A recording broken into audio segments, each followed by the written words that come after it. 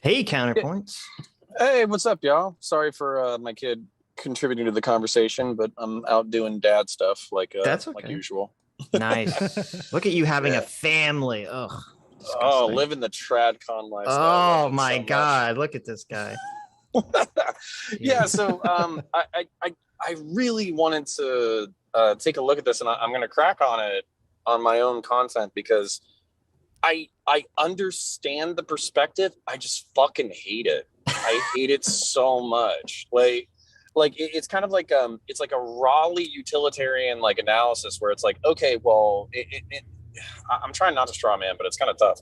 It's Mhm. like my moral system is so obviously correct that if somebody isn't following the moral system, but they help promote it, and as a result, more people adopt the moral system, then I don't really care if they individually follow the moral system. But my objection to this perspective is that, like, I think if you look at like the history of like socialism, and if we want to be charitable, define it as like the decommodification of basic human needs and workers own the means of production. There's so many like political and sociological challenges to this.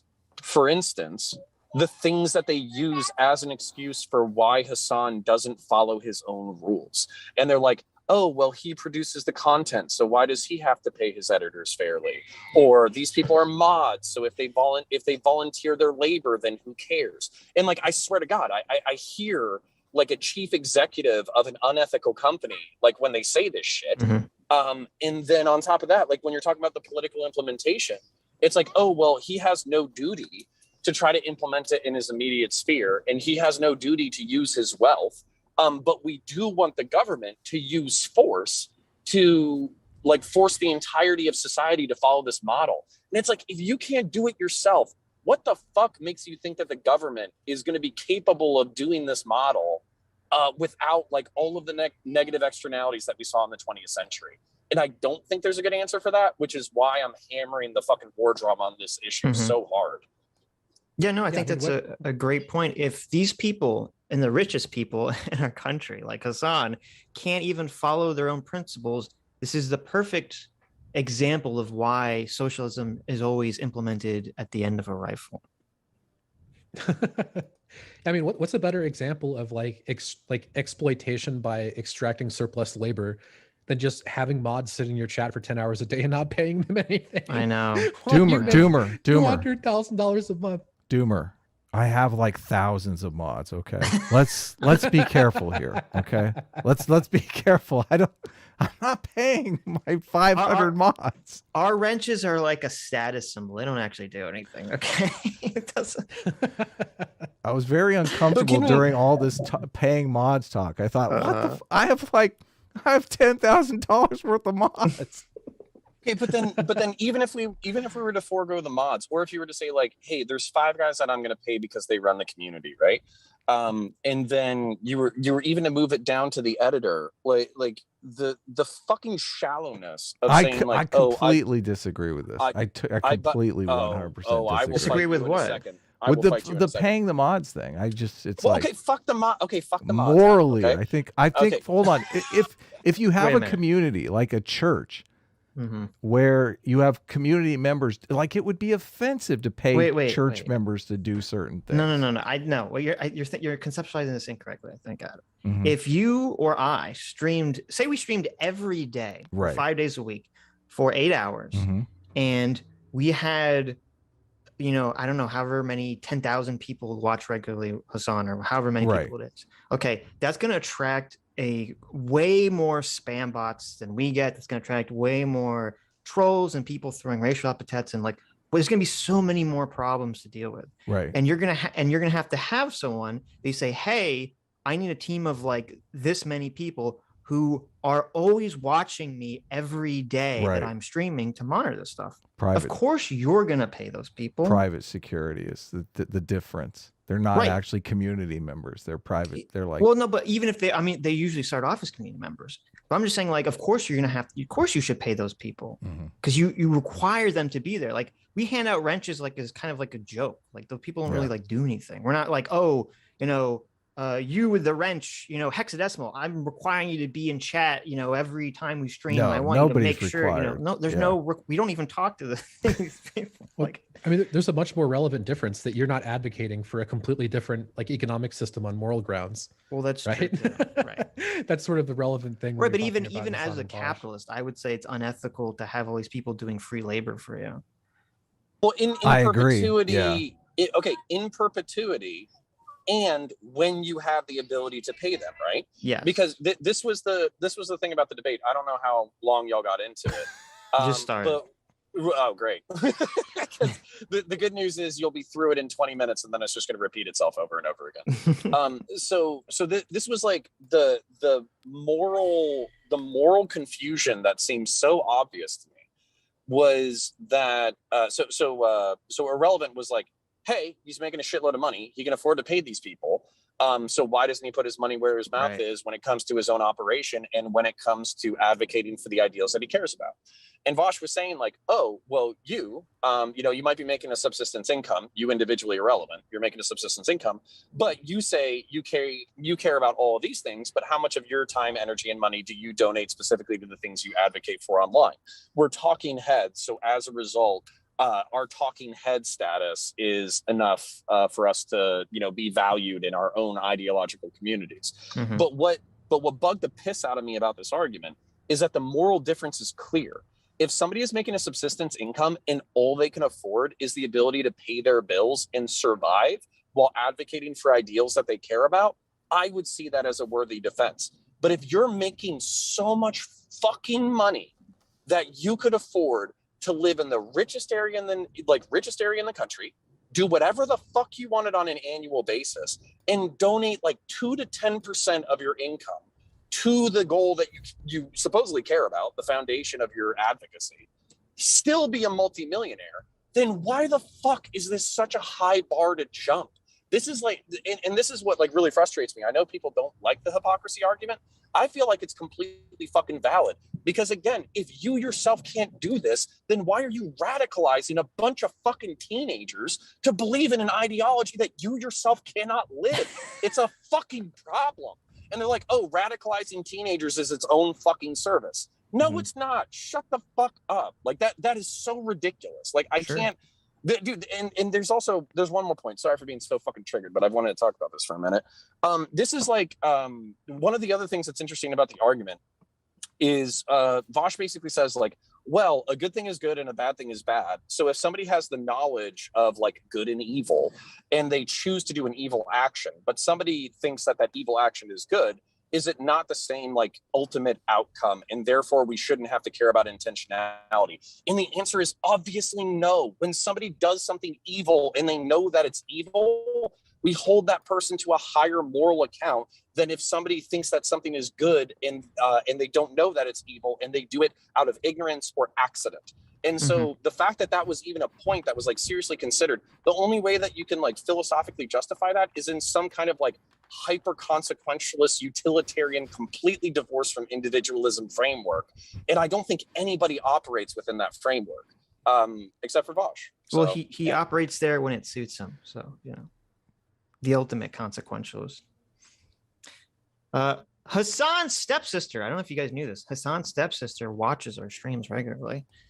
Hassan's stepsister is here for $20 and says, everyone is so obsessed with my Oni-chan and his $3 million house. It's not his fault that he loves West Hollywood. You think he chose that neighborhood? Capitalism made him live there. He had no choice in this oppressive system. Well, I mean, what you also left out is the house. I don't give a fuck about the house. Well, yeah, it's not a big deal. I mean, he lives in the poor part of West Hollywood. That's true. Right. That is true, actually. Hassan's stepsister for another $20. Thank you. I'm so glad that Hassan's stepsister is siphoning away some of Hassan's money and giving it to us. This is the redistribution that he should be engaged in. Hassan's stepsister for another $20 says, I got stuck in the $2,500 dryer at Step Bro's $3 million house the other day. After 2 hours of pushing and pulling on my hips, he finally got me out. I'm just glad my dad didn't catch us. Being stuck in the dryer is so embarrassing. Ouch. That is embarrassing. Thank you. Thank you. I don't really view it as an offense thing. It's more of if people are able to accumulate I potentially could rant, infinite resources from move. perpetuating an idea that they stand for a political cause, and I don't even think this has to do exclusively with socialism, but like perpetuate the idea that they stand for a political cause, at what point can I say that, like, you know, talk is cheap? You know, when does the talk become the walk, or is there no such, or is the talk the walk in and of itself? Right? Like, well, that's my question to you, right? Well, the talk is the walk when it comes to like being a political pundit, right? Like Tucker Carlson isn't dangerous because part of it. Yeah, praxis is when Twitter. He brings that up. Oh, really? I haven't seen this. Money goes to like promoting Republican candidates. He's dangerous because he has a platform that tens of millions of people listen to. So, I mean, talking is walking when we're talking about political advocacy, because advocacy is largely a vocal process. But when it comes to like, at what point can you expect to do more? I think there is a good question there. Okay, this is he frames this completely dishonestly and incorrectly. He always frames this as when you can do more. And it's like, wait a minute. Okay, it's not a question of doing more. Like using Tucker Carlson as his example.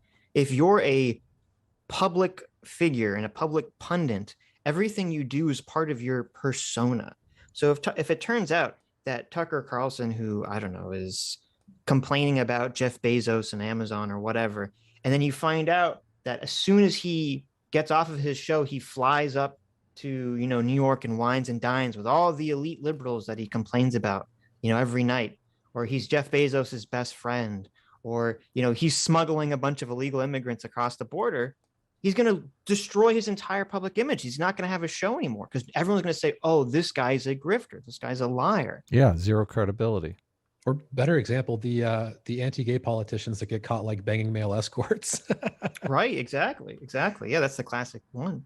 And I mean, that's the whole point, is that part of being a public figure who's advocating for something politically, it's not a super obligatory position. Okay, to actually live your principles. That's the basic, that's the bare fucking minimum. Because if the person advocating for something can't even follow it, why the fuck should anyone else?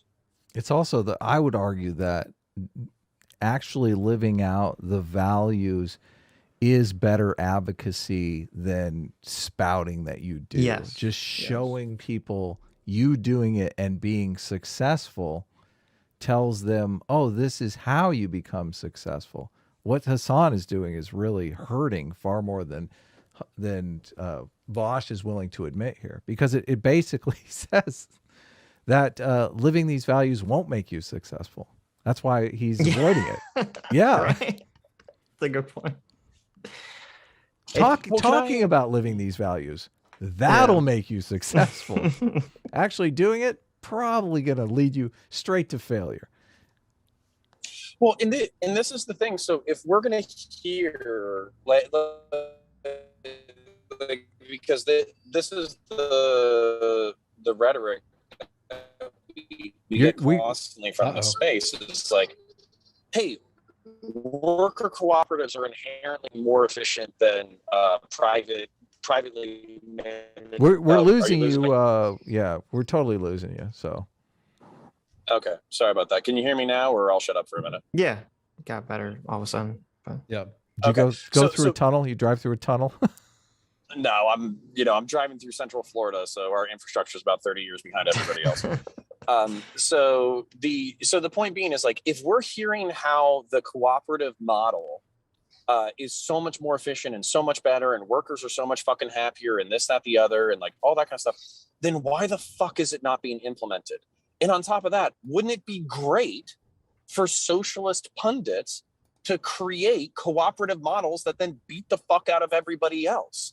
And right. like that's like when you don't do it, and then you complain about capitalism necessarily being like more, like forcing you into these efficiency choices. It feels completely hollow that your solution is better than what's currently available. Like, I don't understand how you can have this disconnect in public where your model is so much fucking better, but you can't implement it on even the smallest of scales. Like, in smallest of scales, by the way, with like 3 or 4 employees and apparently an operating income of $2.5 million. That's too much to ask. And that's what pisses me the fuck off, is it feels incredibly shallow. Yeah. Yeah. Look, just, Hassan, who's a millionaire, can't start a co-op with his 3 or 4 employees, but every other business in America that's far more complicated and has a much larger workforce, they should all be co-ops, but not him. Not him. Complication doesn't matter, Sitch. You don't understand how business works. Come on. Come on now. An actual American flag I am saluting and crying for $20. Says I'm about to ride some trails on my mountain bike like a real American. So I'll be listening to you 3, maybe even 4. Always love hearing from Doomer and Counterpoints. So here's to another great stream. And S-Class is, well, you know the rest. S-Class. Boo. Boo. Nice. Crack Rock Steady, our favorite Ninja Turtles villain, for $20 says, I just saw this video this morning. Vaush's defense of Hassan/socialism is comically ridiculous. Twitter is the only tool that the proletariat need to take down the bourgeoisie. S-Class is best class. A-Team is not bad. And Doomer is great. There you go. Thank you. A lot of leftists, for example, are upset with leftists in electoral systems who take up space. That's one of the central criticisms of the Democratic Party. The fact that, they're better than the Republicans, sure, but they take up space. They become the left opposition party, meaning that you're removing sort of cultural, social, and political space for a genuinely left-leaning party. I think there's some legitimacy to that argument. You have to talk about what you're losing, what's being taken away. And in the case of Hassan, we aren't really losing anything. There's not a what would you call it? A much of a cost to benefit analysis. The larger he gets, the more he speaks, the more people listen. Wait, this is an insane argument. Okay. Didn't we just outline the benefit, like the cost, like a second ago? That like if you are advocating for socialism but not living it at all, that like you'll cross a threshold where you'll become a net negative. Didn't Vaush say that like 4 minutes ago? No. You're hallucinating. He never said that. Isn't cost benefit analysis a business term? I'm just curious. His position is that because the Democrats exist, that prevents socialists from existing. Okay. Because if the Democrats didn't if all the moderate left in America just vanished away, if they got Thanos snapped out of existence, the only left available for the country would be socialist, is his position, which is a dumb fuck position. That's crazy. Really? Yeah, that's what you think his position was out of that? It's insane. But on top of that, acquaintance to Hassan is even dumber, because that actually does apply to Hassan. Because if Hassan is the biggest socialist streamer and he's showing everyone that, hey, all you have to do to be successful and to be a quote successful socialist is just say a bunch of bullshit on the internet and then turn around and act like the most piggy capitalist in your personal life. That's the behavior people are going to emulate. Yes. Yeah. The only people that are following this moral system are the people that have no choice but to follow it. Is that really a moral system?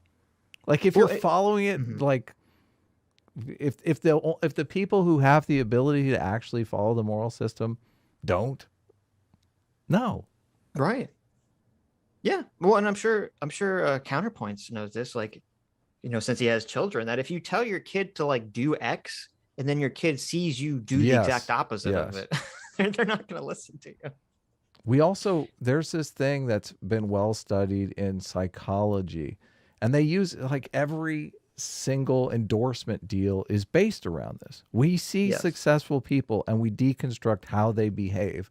We try to behave like them because psychologically we infer that behavior is somehow contributing to their success. And this goes even in like all sorts of ways. Like someone will be a vegan. Maybe the veganism didn't make them successful, but people will become vegans because this big celebrity is a vegan and they must be doing something right.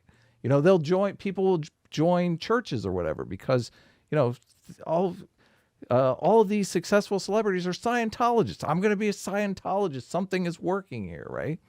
So, whatever Hassan does, people will emulate because Hassan is hugely successful. He's making $250,000 a month. They'll say, listen, I want some of that. I want to be successful like Hassan. What do I have to do? Oh, listen, I pretend to be a socialist. I talk about socialism And as soon as I become rich and famous, I say, fuck that. I'm a capitalist. That's what they're learning from Hassan. Well, yeah, it's really convenient. Just say vote for people that will tax me more, because then like nothing changes. You're already saying that. Right. There's no immediate impact. Can we bring up how fucking stupid it is that internet socialists are now falling back on, well, he advocates for higher taxes. I didn't fucking know socialism was higher taxes. I thought socialism was fucking decommodification of basic human need and workers owning the means of production. But apparently all fucking socialism is when higher tax. So awesome. I guess everybody is a fucking socialist at this point. Yeah, they're just sock dems. Yeah, There you go. just everybody. Yeah, we all. Holy There you shit. go. Warren So whenever Buffett, they complain Warren Buffett about confirmed socialist. the Democrats or the liberals, you can just say, hey, but they're in favor of higher taxes. So I guess they're So they're socialists. Yeah, you're the same. Guess what? I didn't know that fucking. And by the way, this is like antithetical to the honor system of like any fucking socialist in the leftist space. Calling them a fucking liberal is like calling them a slur. They get so fucking pissed when you call them a liberal. But based off of this rationality, if socialism is just when you advocate for higher taxes and you're willing to pay them personally, They are all libs. But they aren't liberals. That every liberal progressive inside the United States is a fucking socialist. Right. Yeah, Socialists aren't. 55% of the fucking country into socialists. Congratulations. I don't know Jeff how. Bezos. I don't know how you can call socialists liberals if the only way that you can implement socialism is by force. I mean, you're literally taking liberties away from people. You're saying you can't start a business. Yeah. Well, and this is where the emperor has no clothes for me, because if the libertarians and the libertarian socialists and the anarcho-communists are saying like, oh, well, we don't mean that personally you have to implement like small scale socialism in your personal life. We really want the state to do it. Then you're not a libertarian. You're not an anarchist. Like, shut the fuck up. And the fact that I hear like anarchists and libertarians providing cover for this like rhetoric and ideology, it actually makes me mad. Because I've been in the Twitch debate sphere for the past like 6 months, just swallowing this swill that like, oh yeah, you advocate for these ideas, but you want to do it on a libertarian or anarchist fucking model. And then you check these people's social media and they're standing endlessly for this fucking bullshit. So yeah, sorry if I'm coming in a little hot, but god damn it, it pisses me off. You're breaking up continually, so Yeah. I don't mind I love the anger. Bring the anger. Bring the anger. You're like you're a good 7, 8, maybe. You could go. We'll take 11. We like that kind of stuff. Yeah. The revolution. Jeff will not Bezos be could just tweeted. text out. Yeah, Jeff Bezos could just text out like a picture of the Communist Manifesto, and he would be a socialist Yeah. because it doesn't require doing. Oh, anything that's different. that's so awesome. Listen, Jeff Bezos gave money to Bernie Sanders. Okay, so I guess that means he's a good socialist, even though he doesn't want to pay taxes or his workers or blah blah blah. What do you think would happen to the share price of Amazon if Jeff Bezos actually did that? I'm just curious. I'm just asking questions here, but something tells me it wouldn't be really right? good. That's true.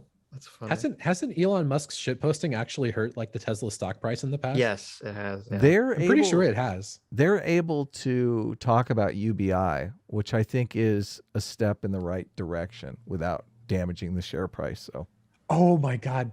They've had like meetings with like the board talking about Elon's Twitter. Oh my God, that's definitely happened. That's so funny. We need to talk about these tweets, these cat girl tweets, Elon. yeah, exactly. Dr. Thallium for $20 says, hope you all like the A-Train memes I've been making. Oh, I love them. Yeah, I've been working on Sitch renaming. loves them. Sitch loves them to death. We're no longer the A-Team. It's now the A-Train. Choo-choo. Yeah. Motherfuckers. I've been working on renaming S-Class too, but I've got nothing good so far. That's because S-Class is perfect the way it is. Wait, I thought it was short bus No, class. I thought no, that's what we were no. going with. No. But I've got nothing good so Yeah. far. Give me more time and I'll find something that sticks. P.S. Train all aboard the A-Train. There you go. Short bus, I thought was cool. No, I like that it's a one. bad one. S-bus. Communist. Adam, What's Yeah. up? sorry, go ahead. I was gonna say, do you endorse A-Train?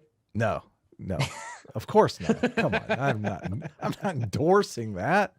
Adam hates trains. Okay, he's very anti-train. Yeah. It's anti-Semitic. I don't want to be Mhm. anti-Semitic.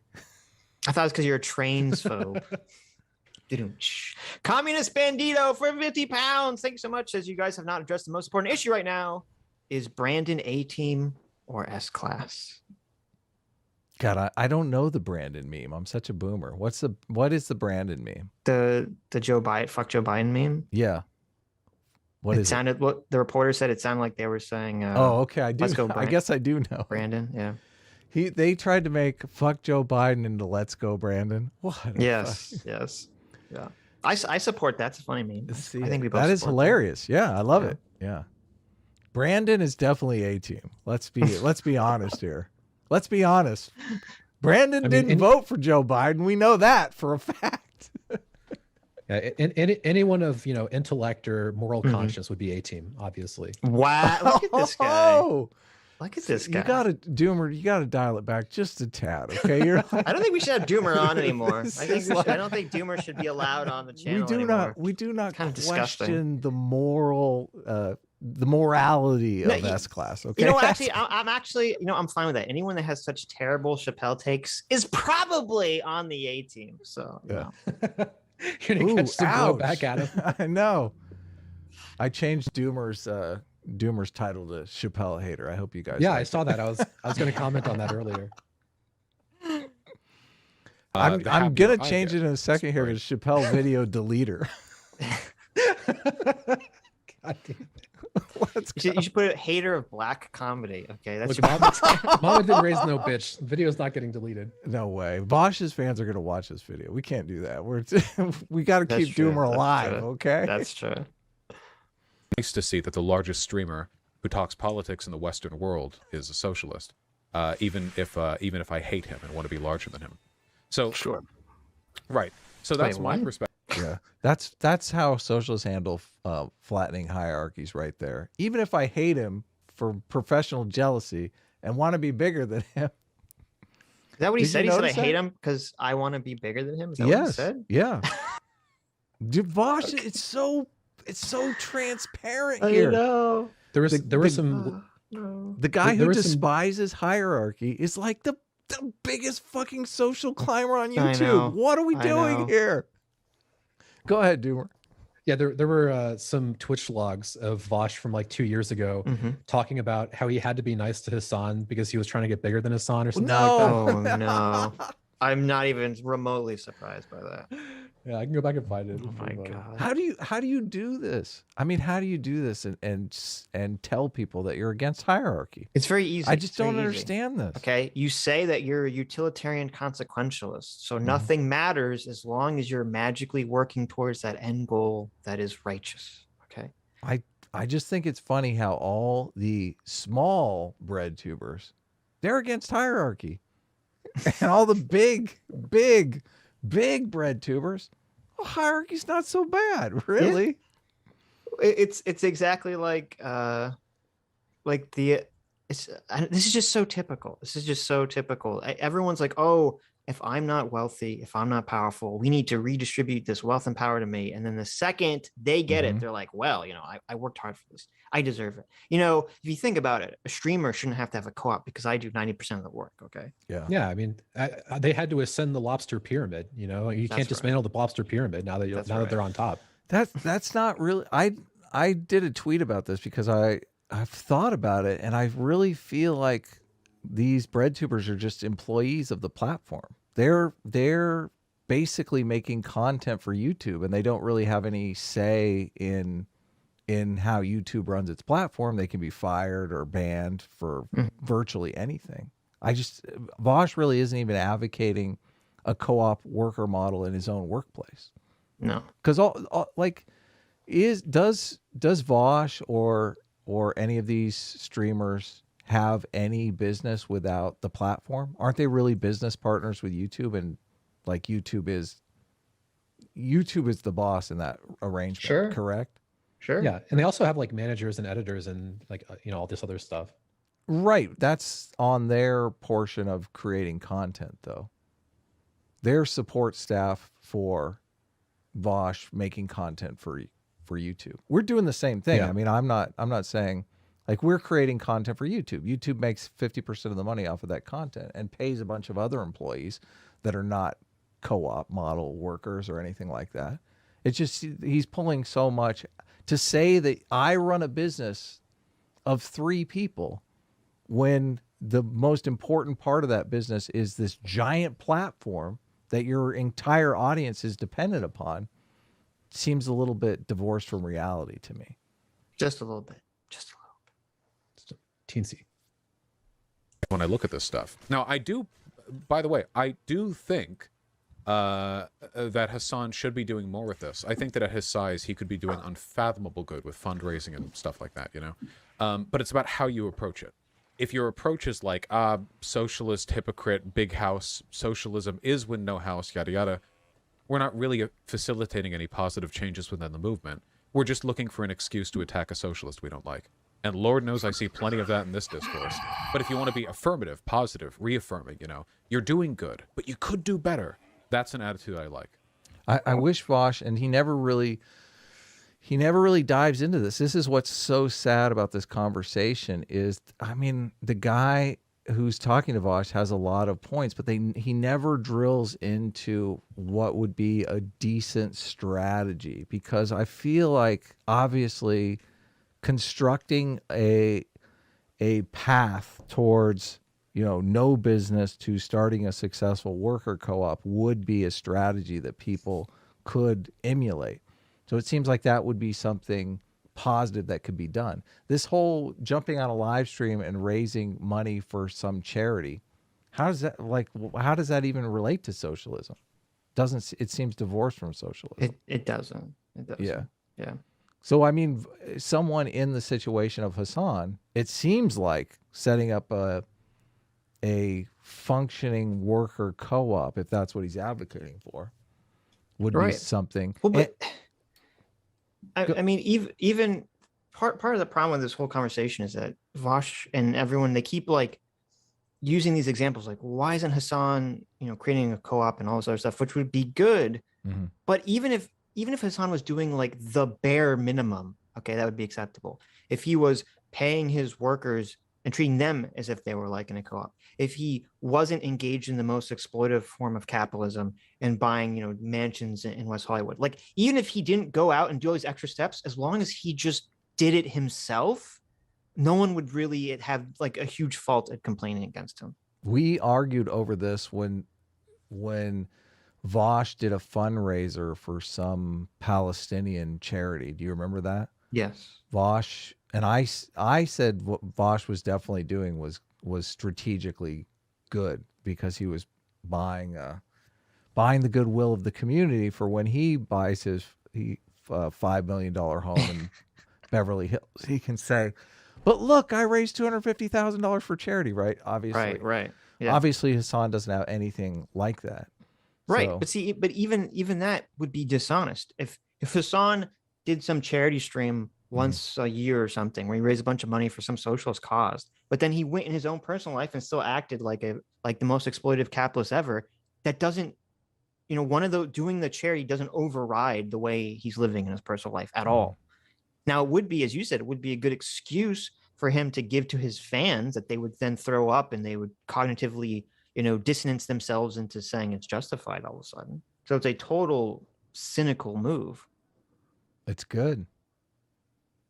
I mean, Okay. Good in a bad way, but good. good in a political way. It's a non-moral evil. Yes. So I guess then what is a moral obligation that you would set for somebody like Hassan? Like, is there any moral obligations that he has to hold up to at all? I mean, I guess I'd like it if he didn't murder or rape people. How fundamental do you want me to start here? Now, I didn't understand this. Is Hassan murdering and raping people and we don't know about this? Or Well, wait a minute. what's going on here? Not only is murder and rape, that's like the bare minimum for any moral system, right? But then he said, I would like. I know. It's the immediate. This is what he always does. This is what Vaush always does with this kind of language. He'll backtrack to this incredibly soft language. Yes. Again, Ahrelevant is asking, what are your moral prescriptions? And Vaush immediately gives a supererogatory answer. Oh, well, it would be nice if he doesn't rape people. Like, the fuck? How the fuck? What kind of a response is that? Yes, it would be nice if he didn't rape people. But what ought he to, like, oh, man. Nice. Fucking throw his ass in jail. It's such a bad answer. What are you talking about? I don't. Nice. It's wild to me. Like Vaush is a person who is profoundly obsessed with optics. So how Yes. could he give answers this bad? It looks Oh, so right. bad. Right. And well, if for someone so obsessed with optics, you'd think he'd be so on Hassan's ass because Hassan is the optics of the Hassan situation is just feeds into every anti-socialist narrative that exists. No, this is one Perfectly. of the most interesting things about this stream. I don't know how much you watched of it, Sitch, but I watched a good Yeah, I watched most of it. okay. So, but he's not in contact with Hassan and doesn't feel like he could be in contact with Hassan, and Right. seems a little depressed that he's not in contact with Yeah, very. Hassan Well, it as seems like well. So his argument is basically, well, Hassan's numbers keep going up, so therefore it's okay. Like that's the only metric he cares about. Like if this, it's so weird. If the Hassan house stuff came out and he started losing subs Mhm. rapidly, I can almost guarantee you that Vaush would have the exact opposite opinion on this. this is so interesting though from even a sociological perspective too, because this is exactly how communist regimes come to power. Vaush Yeah. doesn't seem to realize that I know. communism is popular as fuck. Of course you can get elected telling everybody, oh yeah, all your problems are from those fucking rich people. And when I'm elected, I'm going to take everything they own and give it to you. Who's not going to be down for that? That's like popular as can be, right? Right. But as soon as they gain power, they realize, oh, all of these rich people are useful. They actually are doing things in society. Turns out you guys are going to have to keep working, okay? But we'll just make these rich people part of the Communist Party. Hey, look. And they never, then they're like, oh, well, that wasn't real communism. That was just state capitalism. Yeah, that's right. Because capitalism works. Capitalism facilitates a society that has some structure to it. Of course, you've turned a democratic republic into a one-party nightmare, but you've got your communist dream. It's terrible. So the idea that this wouldn't be popular seems pretty ridiculous to me. Of course, it's going to be popular. Yeah, the big thing to me is that capitalism meshes with like what we know about how people tend to behave, whereas generally speaking, socialist or communist arguments are of the form, well, if we just fix society, then people will of course behave in a way that we've never seen before. And it's like, you sure about that? Yeah. Citation needed. Well, Yeah. even the path of Hassan, it's in a situation where we're kind of insulated from the political ramifications that we've seen in the past. Hassan has effectively gained power, but he's gained power in kind of a superficial way. He's gained this huge platform, this huge audience, which has ended up getting him extremely wealthy and whatsoever. He doesn't have the kind of political power to actually implement the ideas that got him there. But when this happens when this has happened in the past in various regimes, they do get the political power, and then people turn to them exactly the same way that this guy on this live stream is turning to Vaush and saying, listen, now he has the political power. Isn't he supposed to do something about it? And Hassan is in exactly the same situation as the guys who gained political power. They're like, oh, okay, well, obviously socialism is not going to work. Like that's going to completely destroy society, right? So they're really not in a position to do anything. In the same kind of way that Hassan is not in a position to do anything. But it would be more interesting if people like Vaush and like pushed Hassan to try to do something that would show their philosophy, their theory could be feasible, just because it'd be fun for us to like watch it. Sitch and I have talked about this on other live streams. Like if they tried to develop a worker co-op, it would be the best example of how worker co-ops fail miserably for us to point to. So that's why they would never do it. It would be the best thing ever would be if all the bread tubers tried to buy a restaurant and they all tried to work in it as a co-op and they filmed it live 24/7. Yes. The best stream ever. Everyone would watch that with rapture and glee. They might get rich selling the show as a reality television show to Netflix. Yes. But the worker co-op idea would probably would virtually be dead. Yeah. This is the thing. I don't like, they talk about it like you're getting more freedom. What? Most people whenever I work dumb jobs, I always focus my mind on how I could, I'm learning how I could run my own business. So you're basically taking that option away from everybody. You give everyone less freedom. Well, that's the thing, is that like the pitch is very often, oh, socialism is good because co-ops are good. And it's like, well, you can have co-ops now. That's not what we're talking about. We're talking about like abolishing capital investment and only having co-ops. And like every time I've tried to think about this, it seems like a terrible thing to do. I don't want to have to like vote on who the CEO of the company is. Like what the I don't care. I don't know anything about it. I don't want to participate in like, I mean, like when I have corporate jobs, I avoid management because I don't want to have to fire people. It's like, am I gonna have to participate in like voting on firing people now? Like, I don't know. It just sounds so awkward. I know, that's crazy, huh? Yeah, it's bad enough starting a new job that burdens you with all this responsibility that you never really signed up for. Who wants that? Yeah, and there's a funny thing about trying to get a new job under market socialism. So like right now, if you want to get a job and you don't have skills, realistically what you do is you just like go to Waffle House and they'll tell you come back Monday at 9 a.m. And if you do that, you basically have a job. That's been my experience anyway. But like if you were under market socialism, in order to get a job, you would have to convince the people that work there to cut you in at an equal equity stake, which would be incredibly difficult for lower skilled people. This is something I never see addressed, but it's like, I have been in the position to bargain with people and try to get them to give me stock options. It is not easy. No. People don't like giving away a share of their company. They really don't like that. Yeah. Well, I mean, this is one of the big problems with Venezuela, is that once, their entire economy was propped up by oil, and they were having very slow growth, because if you have all these mandatory co-ops, you're never going to want to hire someone, because if I hire someone, I'm taking a huge pay cut.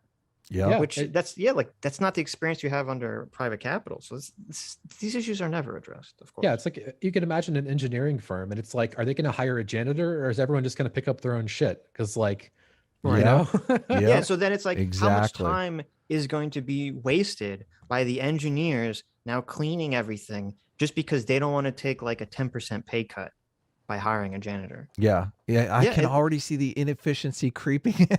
Right, and that's part of the problem, is that, nature is biased towards efficiency. Now, I'm not saying efficiency is the most moral system, obviously, but that's the bias. So, if we have a world where you have all these co-ops competing with all these private businesses, of course they're going to end up getting destroyed. But, Mondragoon, okay, that's the one, right? We're all going to become Mondragoon. But isn't this kind of indicative? Can y'all hear me okay now? Yeah. You're back. Yeah. Sorry, just again doing normie things. But isn't this kind of, for me, this is kind of like the wizard behind the cloth, because all of the problems that you have brought up are complications that are never addressed. There are a certain amount of people who will be willing to address these nuances, but then ultimately what would it have to do is like the state has to get involved. The state has to get involved. It has to point a gun at your head in order to force you to do these things. It has to force everybody into worker cooperatives. It has to force everybody in order to give out equity shares. It has to force how people conduct business in a way that is not currently prevalent in the mixed economy capitalist model. And I don't like all of the problems that are supposedly solved by this brings up like 20 new fucking problems. Yeah. And the only answer to solve these 20 new problems is shut the fuck up or we'll kill you. Yeah. Like that's like, and so for me, this is kind of like a real mask off moment where a lot of the people who were like previously like, oh, I'm a libertarian. Oh, I'm an anarchist. It's like, no, you're fucking not. You say that shit because you don't want to be associated with like the mass slaughters and totalitarian nightmares of the 20th century.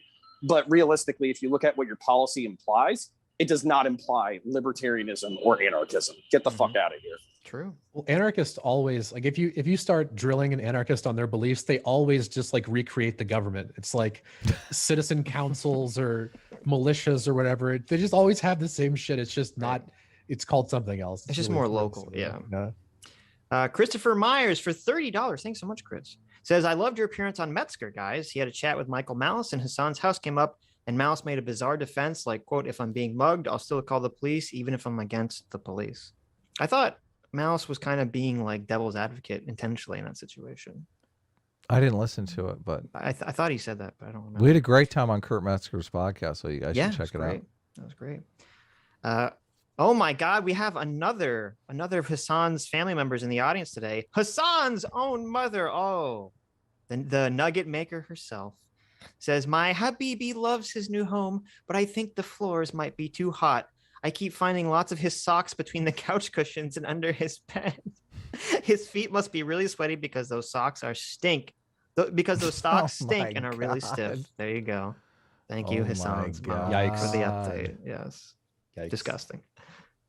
Right. So, like, I guess as a political pundit of socialism, or I guess we can do of being on the left at all. Like, what moral obligations do I have as a political pundit on the left? Do I have none whatsoever? Well, in a purely utilitarian sense, my only real answer is that I always want him to contribute like a net positive utility to political discourse, right? Which I feel he does through his size. You know, I don't agree with all of his takes, mind you. Wait a minute. Let me go back. I want to hear this whole exchange. I don't think, how can you say it's a net positive if like If you're teaching everyone to be a fucking hypocrite, yeah. Yes, I just don't understand. Like it's you're and you won't know, because what he's basically teaching everybody is pretend. He's teaching fake it till you make it. That's what he's saying. Right. He's basically saying fake it till you make it. Well, he's not even saying that. It's actually worse than that, because he's just saying just fake it. There's no making it here if you're not actually living the principles. No, I guess you're right. I guess you're right. That's hilarious. Go ahead, Doomer. What? Or counter. Or counter. Go ahead, counter. Yes. Sorry.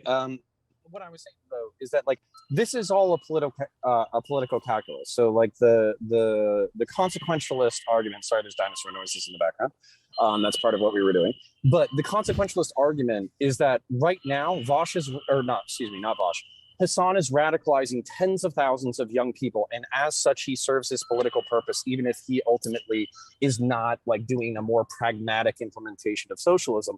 But what happens when that calculus flips? And so if the calculus flips and Hassan is now a public hypocrite who can't implement a fraction of his agenda and he becomes a public laughingstock, I virtually guarantee that anybody who uses this like consequentialist framework is absolutely going to flip on Hassan, where they're going to be Of like, course. he's all about labels, he's all flash, no substance.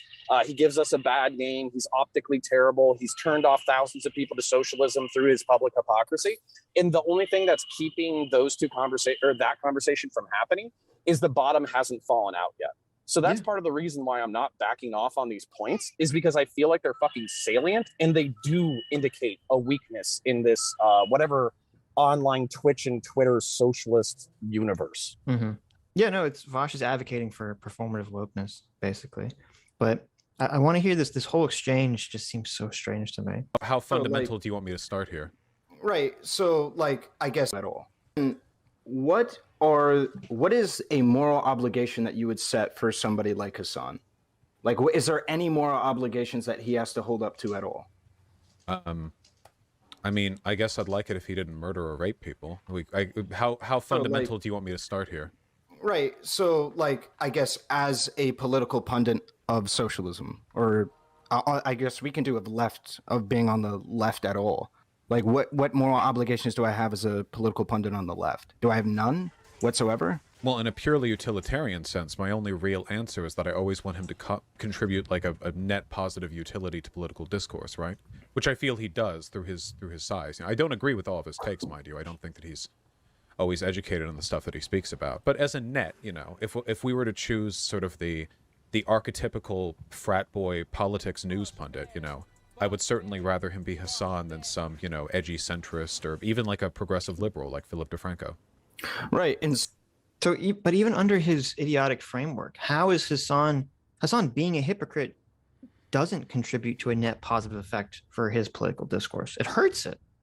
Yeah, not at all. I mean, like my basic expectation is that if people buy into the idea of socialism through Hassan, then they will associate socialism with Hassan. So if they start to have negative feelings about Hassan, that will translate to negative feelings for socialism. Right. Particularly if Hassan seems to be a hypocrite who can't live his values, that would translate into negative feelings about socialism. It would be like if a bunch of people who advocated for co-ops tried to start them and they all failed.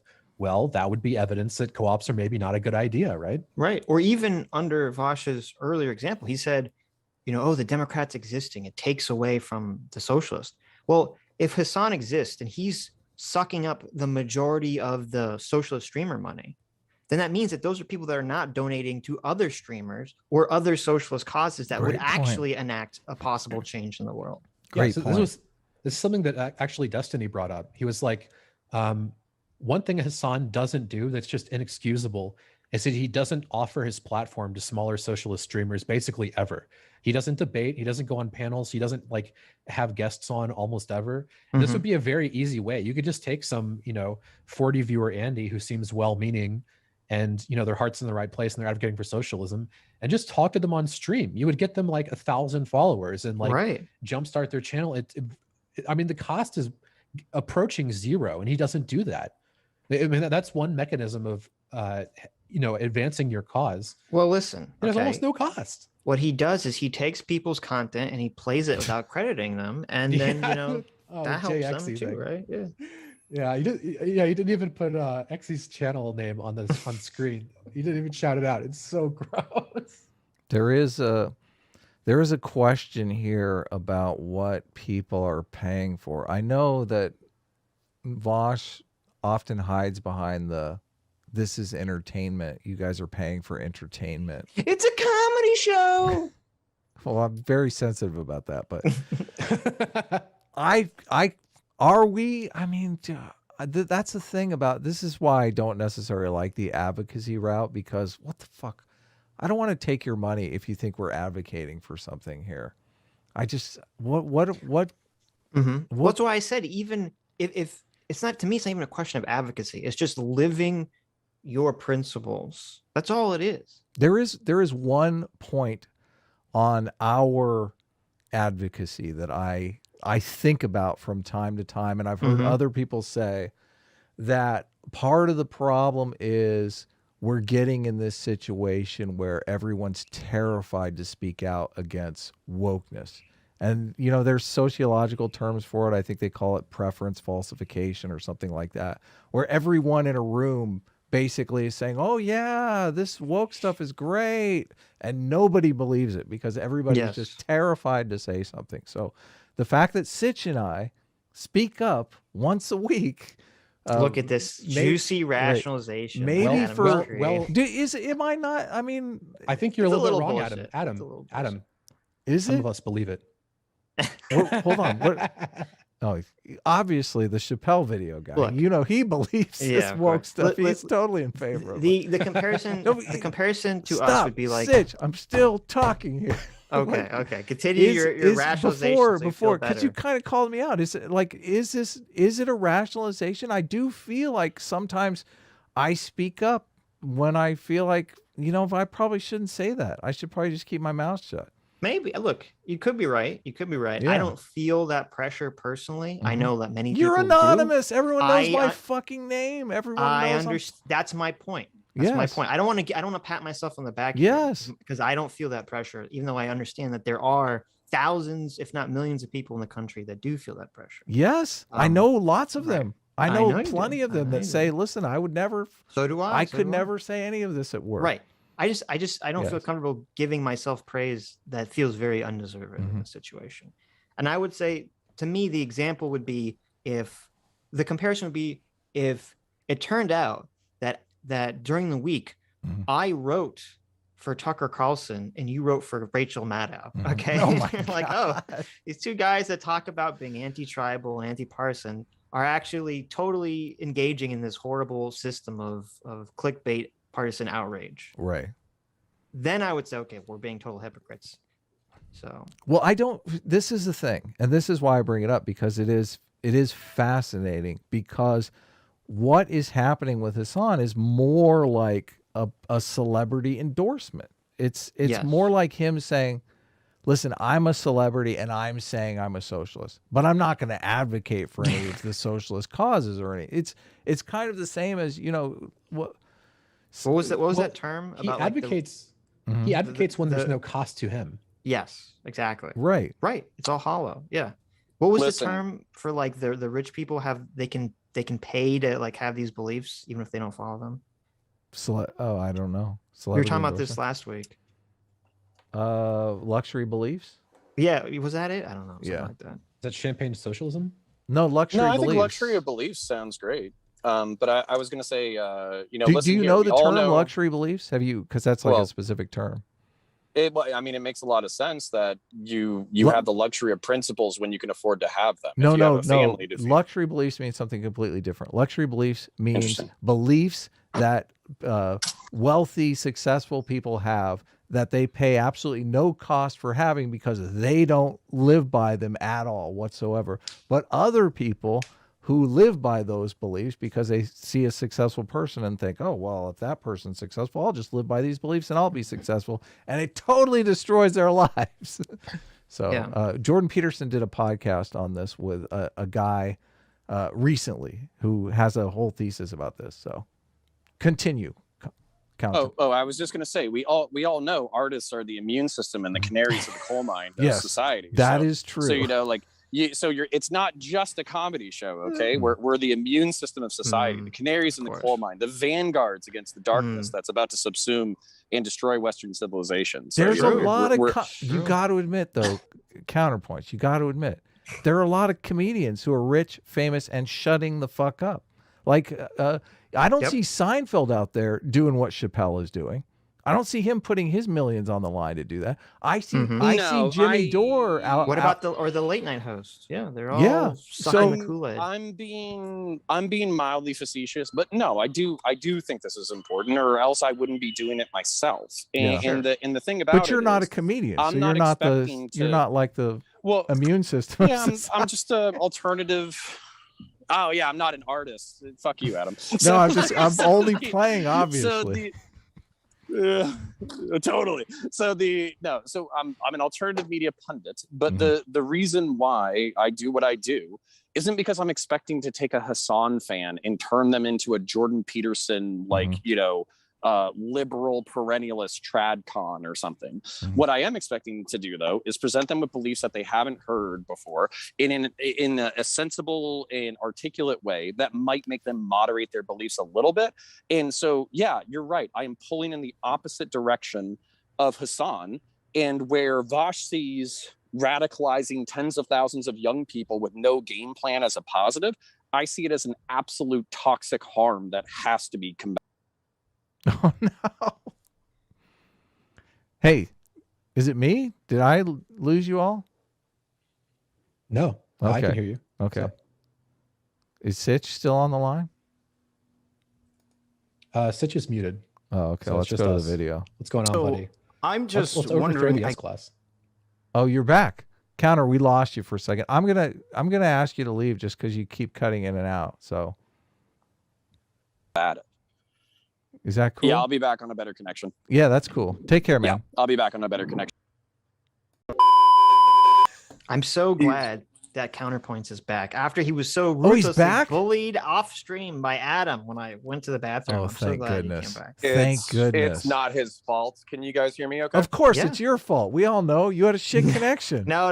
This is all Adam's fault. Listen, they gave me a hard time because the fucking watch together room didn't work last week. Okay, I can give Counterpoints a hard time. Yeah, but I'm busy living my values. I'm busy living the TradCon lifestyle. It's right. Now we have to kick you for being a TradCon Contra. I'm sorry. You would never catch Counterpoints licking his wife's abs, okay? I know. Counter, are you serious about this? I mean, actually, I'm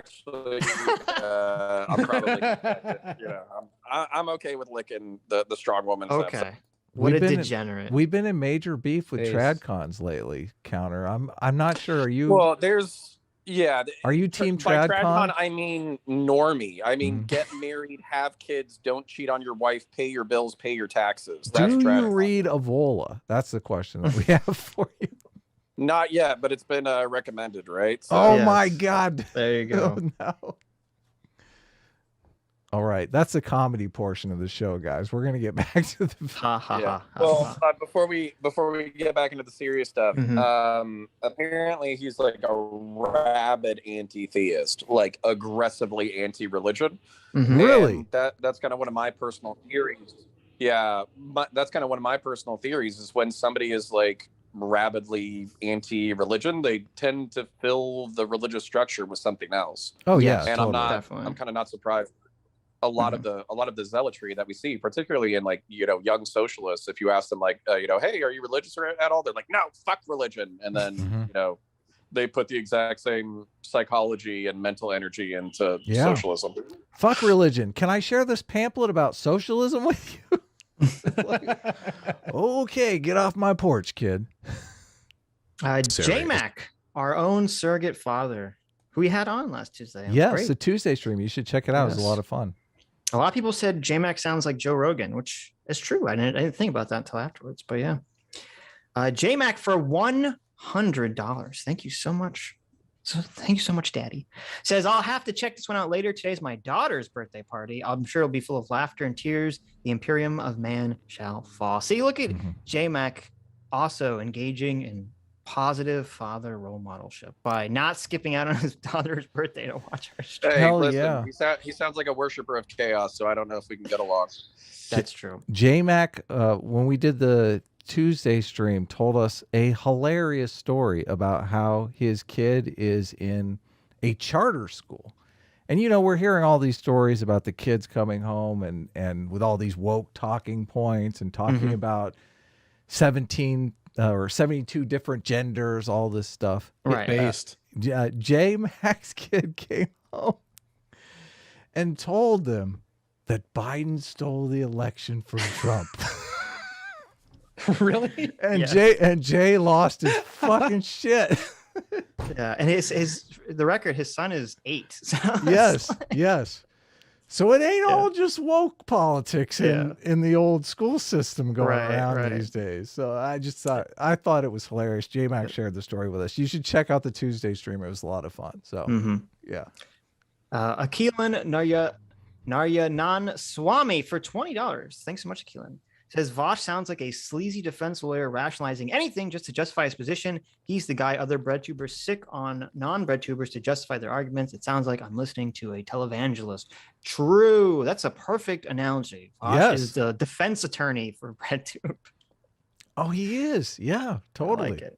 Well, he's actually, adopted that role. Let's be fair. He's only going to be the defense attorney if you have more followers than him, and he can use your status possibly to climb the hierarchy. Otherwise, he does kind of throw this kid under the bus about his platform size. That's true. That's true. Which is, I was like, oh, so bad. It really is about platform size with Vaush. Mm-hmm. Isn't that a little skeezy? Doesn't that make you? I mean, when I think of socialist flattening hierarchies, I think of platform size on Twitch. Yeah, exactly. Definitely. That is good. In the absence of a definitive answer, all I can really say is that I think that we should, as a general rule, encourage people to do good when they can and discourage people from doing bad when they can. Well, I don't discourage people from doing bad when they can. Doesn't the when they can kind of just, I mean, takes the wind out of the sails a little bit? It does. It does. I would like if you didn't murder and steal. Yes, I know. I mean, if I know if you have to do it, it's okay. But if you can try not to. If you can avoid kidnapping, perhaps try. You're talking to your kid, hey, when you go to school tomorrow, it would be nice if you don't get in fights with other kids, but if you can't avoid it, well, whatever. The inevitable, right? Yeah. Listen, I don't want to, this is all optional here. I don't want to force you into anything. I'm so stoked that the watch together is working. I just want to keep pausing and pausing. It's heaven. It's like something. What are you doing? What are you doing? You broke the watch together. You jinxed it. Like something that there may, just because there is gray area, that doesn't mean that we have to make an appeal to that gray area being so absolute that we throw out the entire concept of a morally obligatory action. What do we I get? think What do we get from the moral obligatory language relative to what I'm using? Because I'm agreeing with you. We should encourage him to change his behavior on that. And in terms of affecting a better outcome, that's the best you're going to get. What I'm suggesting is the most effective way of ameliorating the problem you're describing. What? It's not even remotely true. Yeah. What do we get out of morally obligatory language? You force someone to engage in the behavior. Yeah, Presumably, you right? actually have a force that leads you to do something. Right. If it's just like, oh well, it would be nice. I mean, okay, well, fine. I'll just not do it. Vaush. It's I mean, this is a pragmatic thing though. Vaush is talking about the suck my dick guy. Like, you got to look at who he's talking about here. Hassan, basically, when people were giving him shit for buying a house, he came on a live stream and banned a bunch of people and told everyone to suck his dick. Okay, right, but that's the Kind of a opposite. Chad move, honestly. It's Pretty Sigma. There you go. But that's the opposite of being pragmatic, because you could say, like, if this was the first time Hassan ever got into trouble, maybe you could say, oh, Vaush, trying to say, look, maybe he'll change his ways if we're nice to him about it, right? But it isn't. And his reaction to people criticizing him, as you said, was to tell him to suck his dick. So obviously, the only thing he's going to respond to is some sort of actual punishment, some sort of actual cost that he accrues, which he's accrued zero cost so far. right. And so Vaush making this argument, saying my way is more effective, is totally bullshit.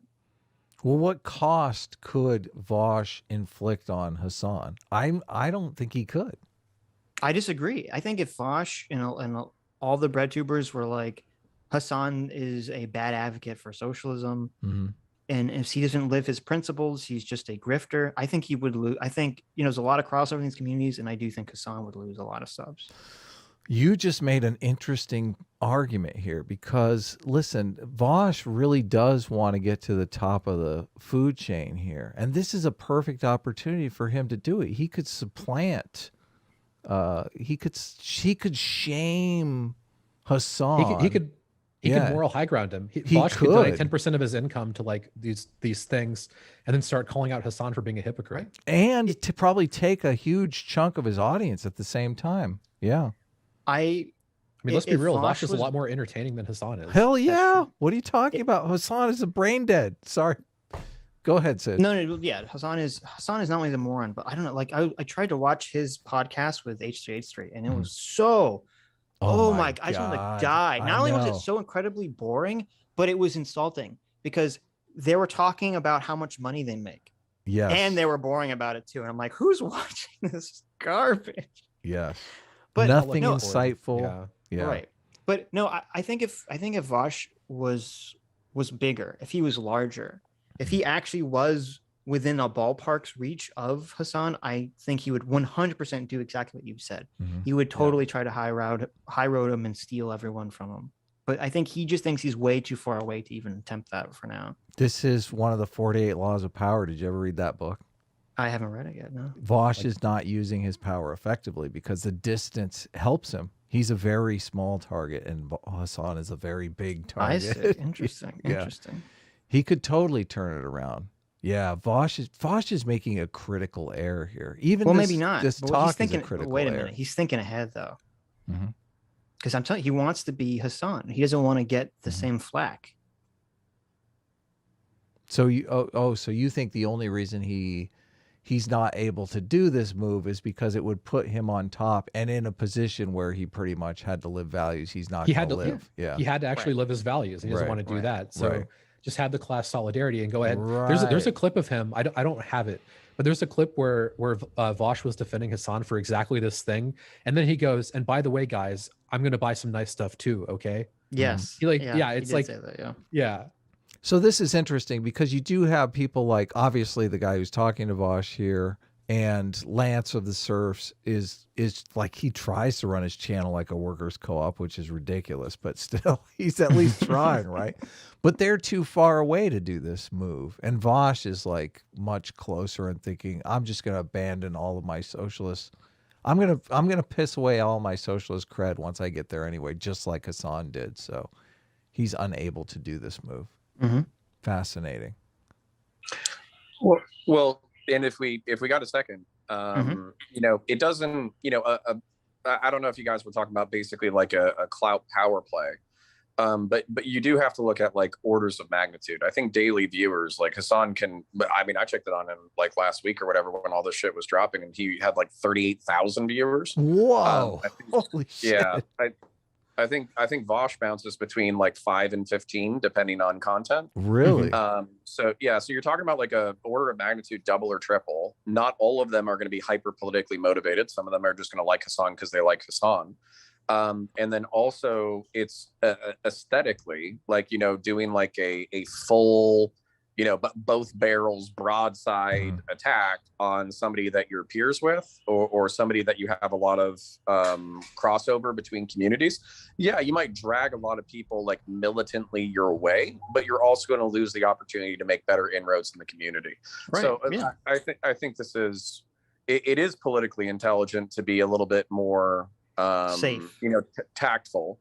Right. And then also basically like later on, Vaush does say like, hey, I agree with you. Hassan should do more based off of his comparative wealth and influence, but I think you get more, you know, flies with honey or whatever.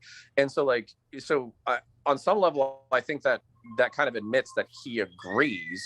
He just thinks that because, so for instance, like we're a bunch of, you know, I don't know, enlightened centrists over here, and a bunch of conservatives and a bunch of libertarians are all attacking Hassan, that this is actually robbing the left of momentum, and he hates it when leftists play into that narrative.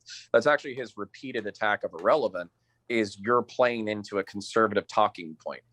But on some level, he acknowledges that the conservative talking point is correct. God, I hate that phrase so much. I do hate it too. It's pretty close to, if someone says that, I just like lose a lot of respect for them immediately. Oh, he says it several times in this conversation. Well, it has nothing to do with the truth value of the claim. That's what's so fucking insane about it. I mean, as an enlightened SJW Nazi, I hear it all the time. You're playing into some talking point of some other group. I mean, who gives a fuck? What's true? Like, God damn it. Yeah. If Ben Shapiro says that Hitler is a bad man, does that make Hitler not bad because Ben Shapiro said it? Like, good point. Yeah, I don't. It's a well, really. You have to understand this from the consequentialist utilitarian political fact. I'm not kidding. Like I'm you know, meaning, but I'm serious. Like, so if the right wing has a salient point against the internet left, that robs momentum. Left wingers on Twitch and Twitter start infighting about something like Hassan's house or Hassan's personal wealth or his implemented into the agenda. That robs the movement of momentum. So by conceding that there is some level of incongruity here, and by attacking their own, they do lose some like political factional momentum, which is the frame through which he thinks about this stuff. At least that's what I'm reading on it. Where the problem with that is that like that's how you create rot in your own movement, is by tolerating things that are untruthful or tolerating things that are unprincipled, because then you're just going along to get along to implement your agenda. But by the time you get to implement your agenda, you've robbed the core, robbed the principles from your movement that it doesn't even resemble what you originally started with. Exactly. My problem with the momentum argument though is momentum where the fuck are they going? They're socialists. They're going nowhere. This is not going to happen. Not in a million billion years. That's not true. They're going to make Hassan and Vaush millions of dollars. That's where the momentum is going. How can you make a momentum argument without laying out, the strategy, the game plan, the direction? There is a strategy. The strategy is I make tons of money and you suck my dick. Yeah, we'll see. No, that's the thing. No, because Vaush catches it from both ends, where he plays nice with Democrats and like Justice Dems who are not left enough for his audience. Wait a minute. He only plays nice when he meets them in person. When he's alone, and on stream, he'll fucking rake these people over the coals. but at the same time, he actively leading up to the election, he was absolutely, even as a meme, riding for Biden. You know what I'm saying? Yes, sure. We saw all that. So he caught a decent amount of flack from his interior audience for being like insufficiently left because he wasn't Bernie or bust, basically. And so what I'm saying is he does keep the electoral in mind, but this also goes back to why he views Hassan radicalizing tens of thousands of teenagers as a public service worthy of belaying criticism, because getting a bunch of 15 to 25-year-olds super pissed off about capitalism and willing to label themselves socialist is public service enough compared to I don't know, like donating a few $100,000 to the DSA or the Justice Democrats. Sure. But it doesn't do anything. Yeah, if totally. they're labeling themselves socialists and socialism doesn't entail literally anything, Yeah. what is the point? Exactly. They might as well call themselves S-Class. Well, you. Whoa! What the? Yeah, listen here, A Train. Okay, choo, motherfucker. I mean, it means it's meaningless, basically. Listen, I don't know if y'all watch The Boys or not, but A-Train, that character with the meme, like, we're even now, bitch, like that, I don't know. I would be leaning into that. There you go. But the point being that, like, no, like, in the 1980s and 1990s, if you were to label yourself a socialist publicly, I think they would, like, borderline consider you would lose like, friends. Yeah, totally. Yeah, I think they would send you to like an insane asylum at some point. Right. So now with Bernie Sanders and AOC kind of rehabilitating the word, and then Hassan doing the same thing in the Twitch and Twitter sphere, and then socialism being as broad as the actual definition versus I just want higher taxes and universal healthcare. They are building a nebulous, conveniently defined movement of disaffected young people. Whether or not it's going to impact electoral politics in the next 50 years, I don't know. But that's obviously what they're gunning for. No, I think that's a good point, and I think that's what, I don't know if I should admit to it, but I think part of what he wants, and part of the idea with Hassan, is that it's fine if a bunch of idiot kids have like this very nebulous, dumb idea of what it means to be socialism, and even if they're not willing to go and activate and do anything for it, maybe then they'll still vote or feel comfortable voting for some candidate who has the big S next to their name when they run. So, yeah. Or barring that, just voting for the more progressive candidate between them and like a mainstream or a corporate Dem, right? Sure. So that's the goal, is to shift the Overton window. Like I mean, he's talked about this publicly before, where from an electoral standpoint, he views trying to get as many leftists into the Democrat Party as possible, so they can shift the center of gravity inside the Democratic Party to a more AOC Bernie agenda, and then that would incrementally implement socialism. That's like the whole fucking point. True, very true. Alex Karras for another $50. Thanks so much, Alex. You don't have to give us so much money, Alex, but thank you. It says, looks like the tithe is actually more than I expected. 10% my ass. Well, we want you to know that even though you get 50 free units of free will, all Sitch and Am tithes are totally supererogatory. Okay, they're all optional. As much as we appreciate it. Do you think Hassan uses the word supererogatory on his streams? Something tells me he doesn't. No, I don't think he does. That's like two more syllables than Hassan can pronounce. Well, I'm just noticing Hassan has like the 38,000 live viewers, and he says the word super, and then there's like a 10-second pause, and he says agratory. His editor cuts the space out, and then when he finishes the word. Anyway, Alex says, I don't want to tithe anymore. Well, it's fine. I got a huge tip from work, so have at it, lads. Well, thank you, Alex. It's very generous.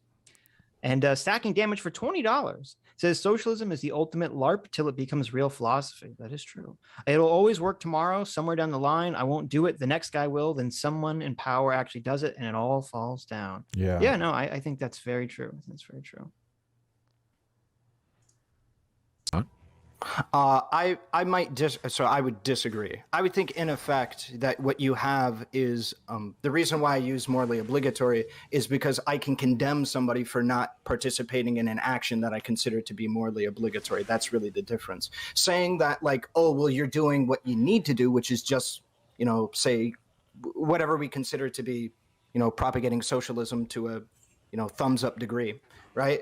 And I don't want to hard stick on socialism. This applies to all different political ideologies, right? You're promoting that ideology. However, right, like you taking in you're promoting the ideology of socialism, But socialism in and of itself doesn't say that you have to like go above and beyond and do all this charity stuff, but like we can hold them to that standard through a moral obligation, so that way we can condemn them when they do not meet it. Because otherwise I'm just saying, hey, you know what, it'd be nice if you did all of this stuff, but you're not wrong for not doing any of it. Well, why would a socialist want to do that?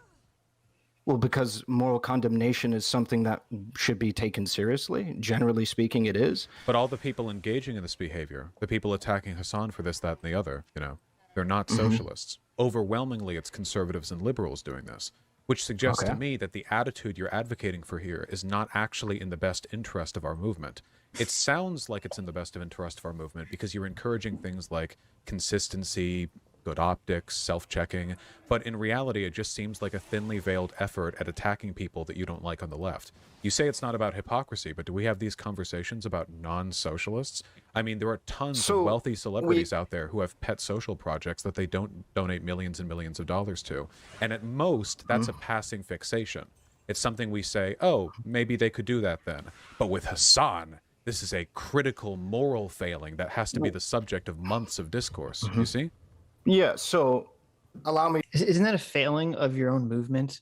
If your own movement doesn't care about its number one boy being a horrible hypocrite, that means your movement sucks. I don't know. Yeah. I don't know how to tell you this. Also, like, what he was saying is, I mean, that happens though. Like, there were the people that were saying believe all women, and then they didn't believe Tara Reid, and they caught a ton of shit for that because they're being hypocrites. Right. Like, this absolutely happens. You know, if you were, you know, a capitalist and you were an outspoken advocate against rent-seeking behavior, and then it was found out that you were engaging in it, you would catch a lot of shit for that. This is not exclusive to socialists. Well, he keeps making this weird, like, it's so weird. It has to be a lie. Where he says no one ever gets accused of hypocrisy except for socialists. I'm like, Yeah. what are you talking, What are you talking about? Ameliorate that. Oh, this I is think like it's because this bugs the piss out of me. For like, let's say that somebody this happens all the fucking time with like religious people in particular. If like if the priest or preacher or whatever is promoting like monogamy and the importance of family and all that kind of shit, and then he starts like cheating on his wife and like, you know, cheating on his wife with parishioners and shit, he's gonna be thrown out so fucking fast. And so that's where like this like, oh, I'm not interested in the hypocrisy argument. You could make the same arguments about somebody like promoting monogamy or promoting family structure. Like, well, I mean, like he says it every Sunday. So just because he's, you know, cheating on his wife and he has like 3 different families that he's all not taking care of, like, I mean, he's still spreading a good message. And like that, I don't know. For me, it just rings so fucking hollow. Oh yeah, definitely. Definitely.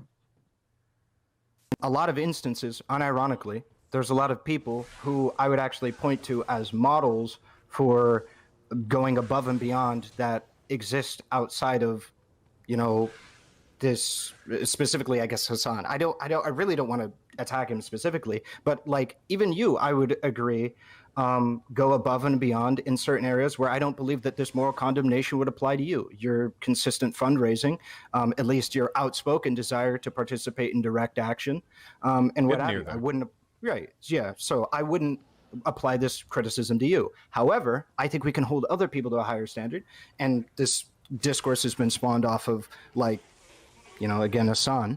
And so I think we can hold him to a higher standard, like even just a standard of, again, doing maybe one fundraiser a year, right? Or what have you. And I think we ought to push.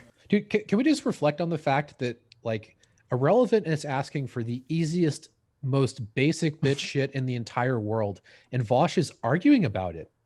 This isn't just a low bar. This is like you put a bar on the floor and you like step over it. They're like, can Hassan trip on this bar that's laying in the dirt, please? Like, can Hassan do literally anything? and Vaush is like, no, doesn't matter. It's unreasonable. Can Hassan please not be a piece of shit? No. Suck his dick. Radicalizing tens of thousands of teenagers is a public service, and you should just be grateful that he does it anyways. That's right. That's right. Have a standard over and over again. But to address your point specifically about non-socialist people targeting socialist people for this. I don't disagree. There's a lot of people that throw shit at socialists just because they think like socialist means you have no money. But I also think that there are people that think like me on this, where it's like, damn, it really kind of sucks that we don't really see, fundraising. We don't see canvassing. We don't see many of these things coming from specific people that talk about politics. And that ought change. We ought to hold people to a higher standard who are promoting these ideas and things like that. We ought to hold them to a higher standard, because if people like Hassan, this is, to me, this is even like the way Ahrelevant is phrasing this and framing this is so incorrect, because it's not an issue that, oh, Hassan is not giving money to charity. It's an issue that he's not living his principles. Yeah, he's engaged in the most exploitative capitalism, the most exploitative markets that he's crying against this whole time. I don't care if Hassan doesn't give the charity. I just want him to live what he preaches. Right. He's not preaching we all must give 10% to charity. He's not. Right. That's not his message. His I'm lifestyle is completely antithetical to his message, which that's the issue. Yeah, every time he mentions the can Hassan do a charity event, I cringe so hard, because it's like, what the fuck are you talking about? Like, that your goal is a socialist utopia. What is doing some charity event going to get you closer to that goal for? It just makes it's like a complete non sequitur. Well, I guess that's why, as Joomer said, the charity thing, that's like the most basic bitch thing you could possibly do. It's not even like, what does it have to do with anything? I mean, I could give an apologist explanation that, like, the purpose of socialism is to ameliorate the ills of society, and one way to ameliorate the ills of society without overthrowing capitalism is to engage in charity. So, like, I mean, you can make an argument like that, but I mean, it's not. You're right. It's not it's not directly correlated, but I mean, look, charity is a good thing to do. It's a nice thing to do. Sure. How about a law against rent seeking on single family homes? Let's talk about shit that actually will fucking change things. Okay, that's what bothers the shit out of me more than anything. It's like these people set up an environment where they set such lofty, unachievable goals that they really they're not at any downside, because they're not going to achieve them anyway. Like, why can't they set realistic goals that could actually facilitate some worthwhile change in the world? Well, you can't talk about mutual aid because no one will watch you. There's actually a Mike from PA clip where he literally says that. Someone asks him why he doesn't do mutual aid, and he's like, "Well, then nobody would watch me. I would have 50 viewers instead of 1,000." And it's what is mutual very aid? revealing. Mutual aid is like community building stuff, like running a soup kitchen or trying to organize people for a political cause. Again, like going actually like such fucking direct bullshit. political action. Running a soup. I mean, we're talking on the internet, right? Well, it was working, and it would work, and then it would cut out for like a second, then it worked. I know. It's the internet's like bouncing all over the place right now, but it's okay. I think we're back. Yeah, it says excellent connection. So I know. Hopefully it'll come back. It's okay. Counterpoints was talking, guys. You didn't miss anything. Why are you so mean to Counterpoints? Did I go after artists a little bit too hard last just joking. What happened? Look, I'm joking around.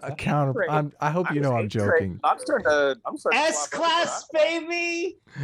Counterpoints. I hope I'm joking. I hope you know I'm joking around. I'm just playing. He's not joking. No, I know. I'm fucking around too. I'm glad that you did come back with a better connection, though. Come back to S-class. Okay. Can I borrow your better connection now? I don't. It's like now it's my fault, basically. Listen, artists. Actually, what's funny? So I talk a lot of shit about artists, but like at the same time, I actually am sympathetic to like. This shit needs to be called out by people who have the creative flexibility to do so. So, artists are important. They're still it's still shaky, Adam. Are you plugged into the router here? What's happening? Yeah, something happened where the internet just started going wildly fluctuating. So interesting. I'll pull up a speed test, but maybe it's OBS. It's still kind of shaky. Still kind of shaky, yeah. Vaush and Hassan got wind of the fucking stream, and they got some fucking CCP hackers on it. Yeah, geez. So my download is at And it's just direct action. I wish I Down could. the libs. I should put my download speed on screen because it's screaming 220. Mhm. Oh, upload is super shaky though. Yeah, that's the problem. Yeah, upload is super slow. As a matter of fact, I think we've done a public service by creating a criticism worthy of direct action. So some Antifa super soldiers are hacking our internet right now, and that is access. So that, we serve this important social function on their behalf. Yes. I don't know what to do. Wait it out. Let's look at the stream status. Adam, what is up? California. Okay, you need a new mayor, you need a new governor. We've done our best. You need to fix your Point right now, so you might want to reconsider your perspective. Because you're making a point from a political opponent. Well, so, no, because you might wanna check Vaush's perspective is he's like, oh, I'm a gender abolitionist, and so he's like, oh, he likes my understanding was that he likes all the million. Yeah, well, I mean, at least he acknowledges that part of it, I guess. It said it came on for a second and then it went to slow, and now it's to no data, and now it's back to excellent. So we'll see. Yeah, still it's bottoming out? bouncing Holy around. shit. I keep running speed tests, and I need Does- to put the does speed Adam- test up. Does Adam have to host? Kind Fuck of. yeah. He- I'm he's the king he's of the the only person who's not an world. absolute fucking boomer. You know what? You're right. Actually, I'm glad you brought this up. We need to have a system where I can backup host in case this happens. I mean, this never happened Nobody before, can so. host but me. Yeah, but Stop it. we do need a backup because Because in why? case this situation happens before. Usually this has never happened. Usually whenever you have an issue, it resolves itself almost instantly. Your internet has gone out a bunch of times too. I know it has. I haven't called the internet company. Who knows what it is? Someone could have hit a telephone pole or something. But No, I know. I understand that. I understand. Should I That's why I'm saying we need a backup. should I restart OBS with like 50K upload, and we'll just go Well- old school? Is it? I didn't think it was OBS. That was your internet. Try that real quick. Okay. OBS is connecting and reconnecting. Wait, for some reason, chat likes Dave Chappelle. What's up with that? I am. For some reason. Do you have like a million tabs open? Can you close all your extraneous tabs? Is that a possibility? I don't. It's I don't bel- it's I an don't believe internet that. issue. I don't believe that for a second. You've had your internet down before. You know. Of what's course up. I have. I know it's on. Oh my God! I blasted up to green. Maybe this It says, warning, the stream's current bit rate, 641, is lower than the recommended bit rate. Oh, I well, know. I mean, as long as it works. 641's higher than 0, so we're doing a lot That's better. true. Oh, That's true. I got a 500. I mean, the stream status says good, so I guess we'll see if this. Does this mean the visual quality will just be shitty or something? The I have visual no quality does idea. seem to be a little bit shitty. Okay. Well, I put it's it better down to than 8-bit. We're gonna go full pixels. Checking. Your Yes. credit score go down. You're making your internet score go down. Okay, just stop with the internet test. Stop with the speed test. It's like your internet's like I can only do one upload at a time, Adam. Okay. Yeah, I'm here. I'm still here. I'm Okay. calling Spectrum now. Okay. Well, I mean, hopefully it's back to green. So I'm gonna keep my fingers crossed. Okay. Yeah, I see green. I dialed it down Okay. to 500. Nice. So, okay.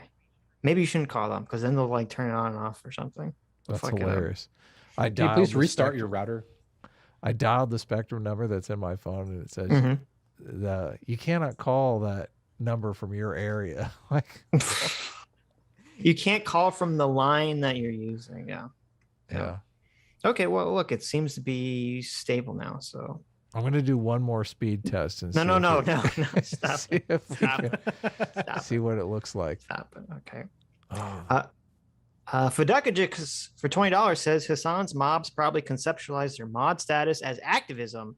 Hypocrisy is an issue when advocating for policy. Why adopt practices that advocates won't. This has limits like child labor and smartphones. Hassan is past that. There you go. There you go. Yeah. Well, that's the And way I conceptualize it as. It's like a church is like activism. It's not a business. You're not running your community like a business. It's kind of offensive from their perspective to do that. That's true. That's true. And Big Brain for $20 says, get Sean on the show. Then it can be the Adam, Sitch, and Sean show. And then we'll be all aboard the ass train. No ass train. There you go. No, instead it's ASD. It does seem Actually, like we have a solid stream for 500 kilobytes, which is tiny. Like that's a tenth of what we usually stream at. So I'm curious. It's actually, Doomer, it's SADC. So it's sad dick. Oh my God. Sad dick ASD stream. is autism spectrum disorder, so that's pretty big. There you go. That is. Did we lose anyway, counterpoints over this fiasco? He's there. Chilling. Nice. Dude, this is God smiting you for making fun of Connor's internet. I Your know. internet's worse. I know. This is fucking karma. Yeah, exactly. I just got a karma bitch slap here. You did. It cut out for like a second, but it's back instantly. So I'm showing a solid 500 kilobytes on my end. Well, we usually solid like 5,000. Solid 600 kilobytes. Yeah. My shit is always fucking up, so I borderline want you to fucking screen share so I can take a look at what you just did, so I can do the same thing. Holy shit! I just pulled up an internet speed test and I'm running it over and over again. Stop doing that. To get people politically involved, if not people like Hassan, who else are we expecting to do? Like, well, I guess, like, to me, ultimately, this does still reside on. He fucked up again. Yeah, everyone's saying that. I guess you do have to call them and be like, what are you doing? I tried to call from the number on my phone. It didn't work. Here, you guys cover for me while I go call. Oh my God. I know it's terrible, but I think the stream is intermittently coming on. So it is intermittently coming on. It's on right now. Just pause when it goes out. Or yeah, you need to run another stream test. You should. How are you doing, Sitch? Dude, I would be doing better if the stream. Why is everyone telling me to watch Squid Games? I'm not interested. I don't want to see this depressing story. Okay. Is it depressing? I don't know. Isn't it about a bunch of people dying? I don't know. I mean, I should probably be like trying to trend surf it with YouTube, but I'm just not really interested. Yeah. Aaron Lovelace for $20 says, so how much do I have to donate to get you guys to do 2 episodes a week? Also, A-Team is the best team. Well, first of all, A-Team is the worst team right now. Okay. Incorrect. Yes. No. Very correct. A-Team has the worst internet. Okay. A-Team is having some technical problems. Okay. Yeah. But A-Team is enough better than S-Class to compensate for that. We're still coming out on top. See, when S-Class has technical problems, it doesn't bring the whole stream down. So there you go. That's because A-Team obviously better. That's because A-Team takes on the responsibility of holding this whole stream together. That's a super obligatory position to hold. Okay. I'm not asking for that. I'm just asking that the bare minimum be that we can, stream and in peace and smooth quality. Okay. It is through the glory of A-Team that we have this glorious stream. Questionable at the moment. At the moment, yeah. Any other time, it would be a perfectly valid claim. Right, but not right now. Like, don't play this on A-Team. This is the problem of Spectrum Internet. I thought he said he had Comcast. I don't know. Comcast is attack probably on worse. Hypocrisy, which just doesn't register that much in my framework. When it comes to, like, well, who should be doing these good things? The answer to me is all of us. I think this is the first time that Doomer and I have talked on voice, which is fucking awesome. Oh, look at that. What's up, Connor? We're bringing people together. Yes. Connor, I was calling you out earlier for not reading my super chat. What's up with that? Super chat on my stream or on this stream? Yeah, on your stream, on the Bastia debate. Oh shit! Did you say something weird or funny? I said Connor is unironically based. So during debates, I actually don't look at chat or whatever because I'm gonna get distracted and I have attention deficit disorder. But just at me next time at the end of the stream. I'll obviously pay attention. I got no problems with that. I even when my chat's talking shit to me, I still read that. Unfortunately, no, it's fine. It's just funny to give you shit. when it comes to like, I don't think that a socialist should be doing advocacy. Yeah, for I the do. working I do think class I do think more it's than kind of amazing. You know, because just filling the air here while we're waiting for whatever. Oh, I was playing the video. Did you not hear Oh it? shit! I need to shut the fuck up. No, never mind. Can you not hear it on your end? Nah, just do your own thing. I'm here. filthiest capitalist pig. I think that all of us should be. I don't necessarily know if there's some heightened. Oh, is this a fucking Mal rune? Holy shit! I'm sorry, guys. I didn't even notice that. That's good. I didn't even. To me, the idea that like people should be held to a higher standard if they actually advocate for these positions. In theory, it's good. You know, it's conceptually valid, and I think there's some some worth to it. I wouldn't deny that. But in practice, it just seems like the ability to attack people who Oh my god. This is totally insane. What the fuck? In theory, yes, Yeah. you should live your values. But in practice, if we hold people to their values, then I get attacked for not living my values. So you shouldn't have to live your values. I'm not like having a mental breakdown, right? That's what he just said. That's what he just said. He What the said, yeah. fuck? He said living your values is great in theory, but if you actually expect people to uphold their standards, then they can be attacked, and that's bad. This is Yeah. so fucking batshit. Okay. I think more of Vaush than this. I'm shocked that he's saying this. This sounds so bad. Yeah. Well, No, how can I'm actually completely square with this. This makes sense. Most people are pieces of shit.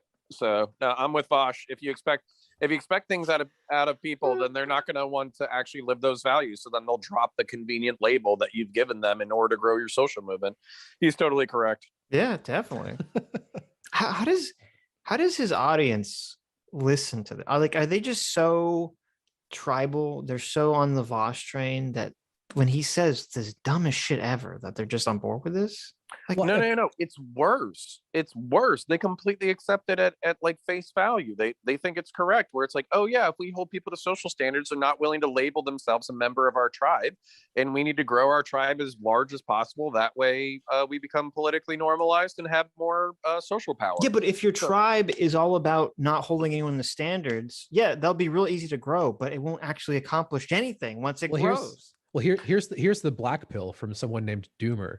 Okay. It's not actually about the principles. It's just a social club. That's basically my take. Is that Right. I think a lot of this. I mean, they say they have values, and this does not just. By the way, this does not just apply to socialists. This applies to, I think, most people. But like there is this theoretical set of underlying principles that they claim to advocate for, but that all breaks down when it causes them problems. Like my whole thing about morality is like, people are moral when it's easy, but people are rarely moral when it's hard. Yeah. That's why you want to create a society that makes it easy, like facilitates moral behavior, basically. Because if doing moral things is difficult, or if there's a way to not do moral things and just there's little consequence, well, then people are gonna fuck around. Yeah, no, you have to incentivize good behavior and disincentivize bad behavior, which absolutely, which is hilarious, because this is literally the opposite of what Vaush are doing right now. No, but didn't you hear like 2 minutes ago when he said, I want people to do good things and I want them to not do bad things? I mean, it sounds like you guys are the same right now. So, it would be nice if you do good things. It would be nice if you don't rape people. Right. Yeah. But I'm not kidding. Checking the comments after he posted this to his own channel was like the ultimate black pill, because like there were so many people who were like, oh, Ahrelevant is a fucking grifter, he got blown the fuck out in this. And I was like, God. what did you watch? Because like I'm pretty sure I watched like a fucking 10-head galaxy brain thesis for why nobody should do anything ever. Like I'm pretty sure that's what I saw. But well, here's my question. Okay, is his audience on board with this just because they're just whatever Vaush says they're going to be on board with, or is it because they're just lazy shits too who don't want to actually have to do anything? Well, I mean, it's like a lot of these things are the latter scares me. Yeah. A lot of these things are like, I mean, this sounds like I'm being overly cynical, but imagine like the ultimate child fantasy, like abolish bedtime, abolish school, abolish responsibilities. It's kind of like that. Well, if you just tell people you don't have to do anything, If you just tell people, oh, you don't have to live your values, we don't have to have school, we don't have to have a government, just abolish everything that could possibly bring anything negative into your life. Well, that takes away in your head a lot of negative things that you might have to, take responsibility for. So on a very surface level, if you don't think it through, it can be very enticing, I think. Yeah. But No, maybe you're right. This is the demon mama. No one should have to go to school. Yeah. Yeah, well, it gets even better than that because so I just had a no borders debate with Bastiat, and he went on this awesome like 45-second rant where he's like, Twitter isn't a real place. It's a bunch of 17-year-old fucking leftists LARPing about what they're gonna do, not realizing that they are the gristle that would be churned up on the first day of the revolution and lined up against the wall and shot. They're a bunch of fucking idiots. And then he had to tweet like kind of like not really an apology later, but he had to be like, except for everybody who follows me, I love you so much. True. True. Agree with, which is why these criticisms are all coming from not the left. Like we don't do this with capitalists, right? Like if we were like, I do. This capitalist. Just to be clear. Well, I don't think you do. Because who? With like first of all, basically every single political pundit in existence sits on their wealth and doesn't contribute a huge amount to like public causes. Wait, what? That's not true. Lots of people with money contribute to various causes. Well, I don't know. It's kind of dishonest because he said political pundit. Well, it depends because there used to be a thing where like news people were not supposed to donate money to political candidates on purpose, but I imagine that's not really the case anymore now. I mean, like if you look at the people that are at the top of the capitalist lobster hierarchy, they're usually the people that are the biggest philanthropists, and like you can make an argument that a lot of that is self-serving, but I mean, okay, it's self-serving that Bill Gates is like wiping out malaria in Africa. He's still helping to wipe out malaria in Africa. That's pretty fucking base. Well, actually, that's an interesting question to ask Vaush here, to say, is Hassan more moral than Bill Gates because Hassan is advocating for socialism on his channel, even though Bill Gates is actually doing all these positive things in the world? Well, I know. So, it's great that you have a Vaush video because I have the fucking months of deep Vaush lore.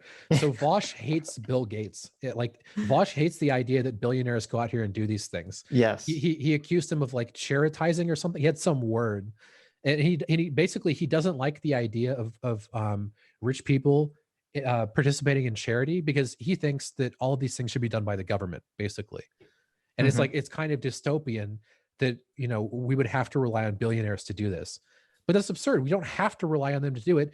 Again, Vaush, it's nice that Bill Gates is out there doing something that the governments haven't done yet. It's kind of nice that we're shipping out all these malaria nets and we're investigating all these methods of fucking with the mosquitoes in Africa so that people don't die. It's nice that we're investigating like GMOs so we can grow more crops, et cetera, et cetera, et cetera. But how can he hate Bill Gates from a consequence? This is why this all sounds like bullshit. From a consequentialist position, he should be fucking Bill Gates's D.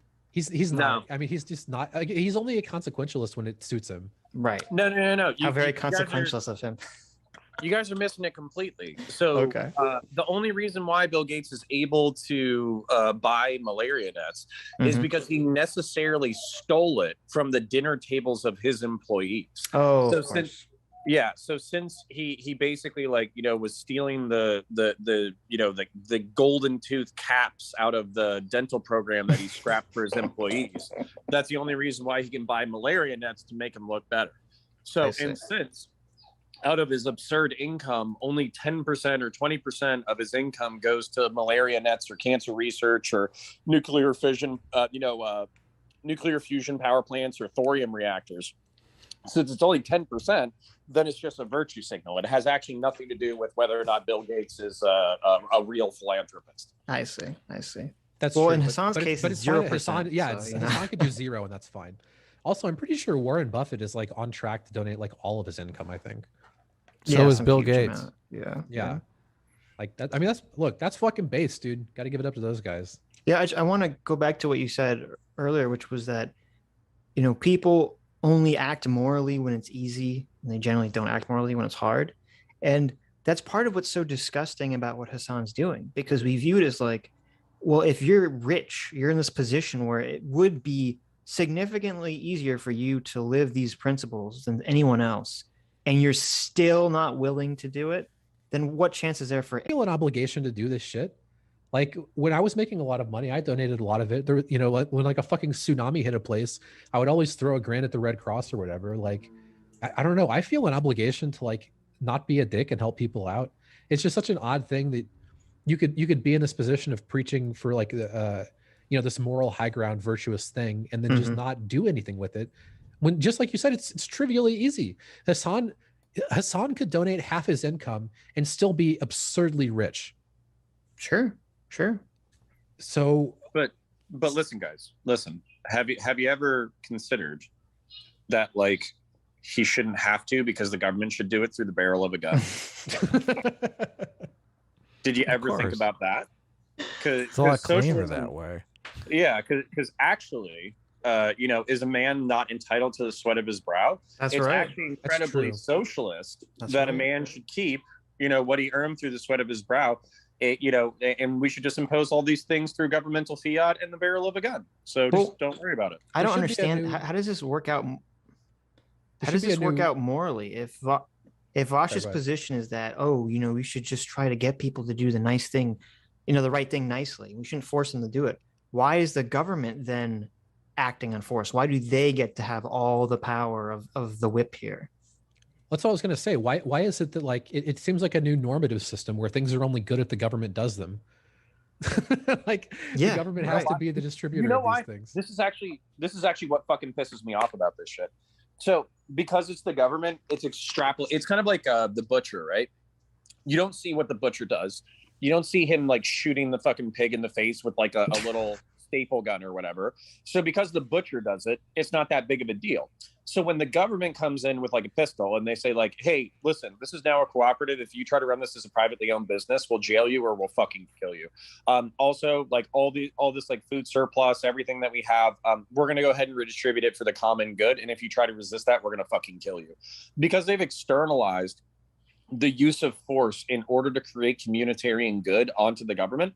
It's like thinking that meat comes from the fucking grocery store, right? You never actually have to see the butchery that's necessary in order to create it.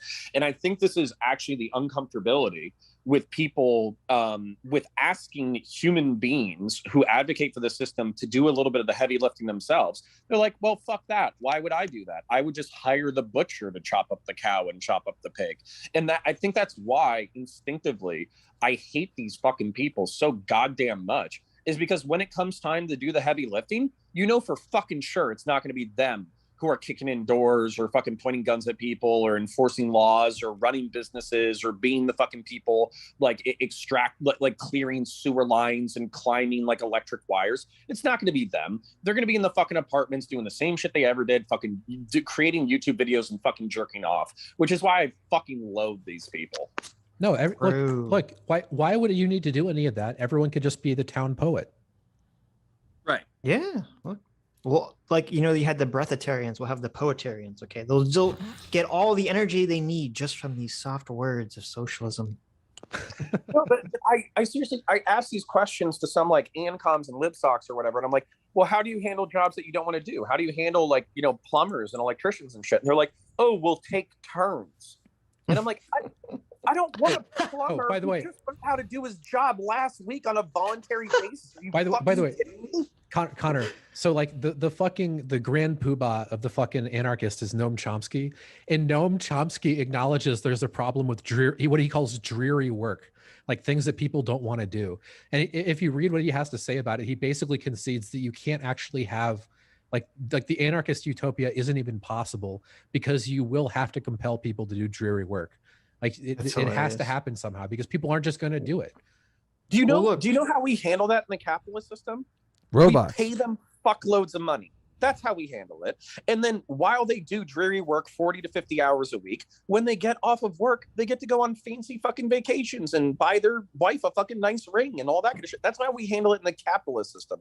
We don't say, hey, Mike, I know you don't know shit about plumbing, but this next 2 weeks, it's your job to unclog the toilets, which of course Mike's going to fucking phone it in because he knows that he only has to do it for fucking 2 weeks. And then you create all these fucking perverse incentives that societies like the fucking Soviet Union are famous for. And this is what fucking pisses me off about all of the shit being incredibly vague and nobody biting the bullet and doing the hard work when it comes to like the leadership or the advocates or anything like that. It's like you're the fucking upper class of nepotistic motherfuckers who are going to be sitting in the fucking, sitting in the fucking party headquarters talking about how everybody else is a fucking pleb and they deserve to do the hard work while you deserve to be the fucking town poet. And that's what I'm so fucking sick of. And it's so transparent. I can't believe the audience doesn't see it. It's infuriating to me. Mm-hmm. Well, they all think they're going to be the poet, that they're going to be the streamer and all that stuff. This is what I tell people when people are like, you think there's going to be a civil war? It's like, well, almost certainly no, because how many people have enough of a dick to pick up a fucking gun and people go are outside too fucking lazy. Point it at the U.S. government? It's like you're talking about almost no one. That's true. Well, maybe not on the left, maybe on the right. Definitely not on the left. But see, maybe this is the problem. Maybe the problem is that whoever wired Adam's internet was a guy who just, was doing his 12-hour shift of internet repair that day. So we have a very industrious let me read a super guy. Okay. let me read a super chat really quick. So no, William sure. Says, to be fair, Doomer, Chomsky says the dreary work can be automated away. That's not, he says some of it can. So it like the beginning is that he thinks that we're automating shit away like crazy though. I don't like. Yeah, well, but there's always going to be some amount of dreary work. Like there's always going to be something that needs to be done that people don't want to do. Right. It's not all of it won't go away. A lot of it will go away. Well, maybe at some point in the far future it will all go away, but we're not there yet. So we're never close to that. That's like post scarcity, like gay space communism or whatever. We're maybe. getting closer though. We're getting a whole hell of a lot closer. Adam, stop being a communist. You're pissing me off. So like, dude, we're talking about 15-year-olds who see a Boston Dynamics fucking robot do the floss and they're like, sweet, I won't have to fold t-shirts at the fucking Gap next week. Like, what the fuck? That robot can easily fold t-shirts at the Gap. I don't know what you're talking about. Astolfo in the chat says, I fight fascists in New Vegas. Is it really much different than in real life? Yeah, there you go. Okay, but hold up. But okay, Adam, like I know you're into the high-tech shit and the fucking 5 years funny away, shit. folding t-shirts at the Gap. I guarantee you it will be done by hold robots. on. Do you think but they'll have a little question. machine that they wheel over to the thing and they'll just set it right there and it'll fold all the t-shirts on the rack. Okay, Amazon can afford that machine and they can afford to implement it and all that kind of shit. Can most businesses afford that? No. It depends. They do the math. They're like, listen. Hold on. They're like, if I can hire the robot cheaper than I can hire some low wage worker, they're going to hire the robot every time. But that's not going to happen for years and years and years. This has already existed. No, some of this. How much does a low wage? $15 an hour to fold shirts. How much we talking here? Okay, but there's also a limiting factor when it comes to energy, a limiting factor when it comes to metal, a limiting factor when it comes to batteries, a limiting factor when it comes to all these raw materials. We're moving into third and fourth generation nuclear. Energy is not going to be a problem. Okay. It's all going to be run on electricity. Yeah, how long does it take for them to build all this infrastructure? They're building them now. I just got in an argument with a guy on Twitter about this, and I just toured a nuclear facility yesterday. Sit you understand. They're building a fourth generation nuclear plant right next to now you're being maybe that's why the internet's getting kind of fucked now up. You're being ridiculous. I didn't tour Adam, so why aren't you like a gay I ate dinner with a fourth generation nuclear facility, Sitch. I ate dinner with a nuclear physicist. I don't see you guys. So Adam, listen, Adam, I know Doomer's name is literally Doomer. But counterpoints, you have no excuse here. Why are you so down? What are you so dour about? Listen, I'm not down on shit. I just my whole point, I don't know if you came in late, but the point is that like leftists assume that every single bad job can be automated away, and as a result they can just, they can be though. Hold on, where are you? There's going to be there's gonna. First of all, I would consider driving a bad job. That's gonna be automated away. That's totally gonna be automated away. Don't think it's not. What else is gonna be automated away? Like restaurants are gonna be able to be run by one person. They're gonna have the kiosk. That's a fucking dreary work that's gonna be automated away.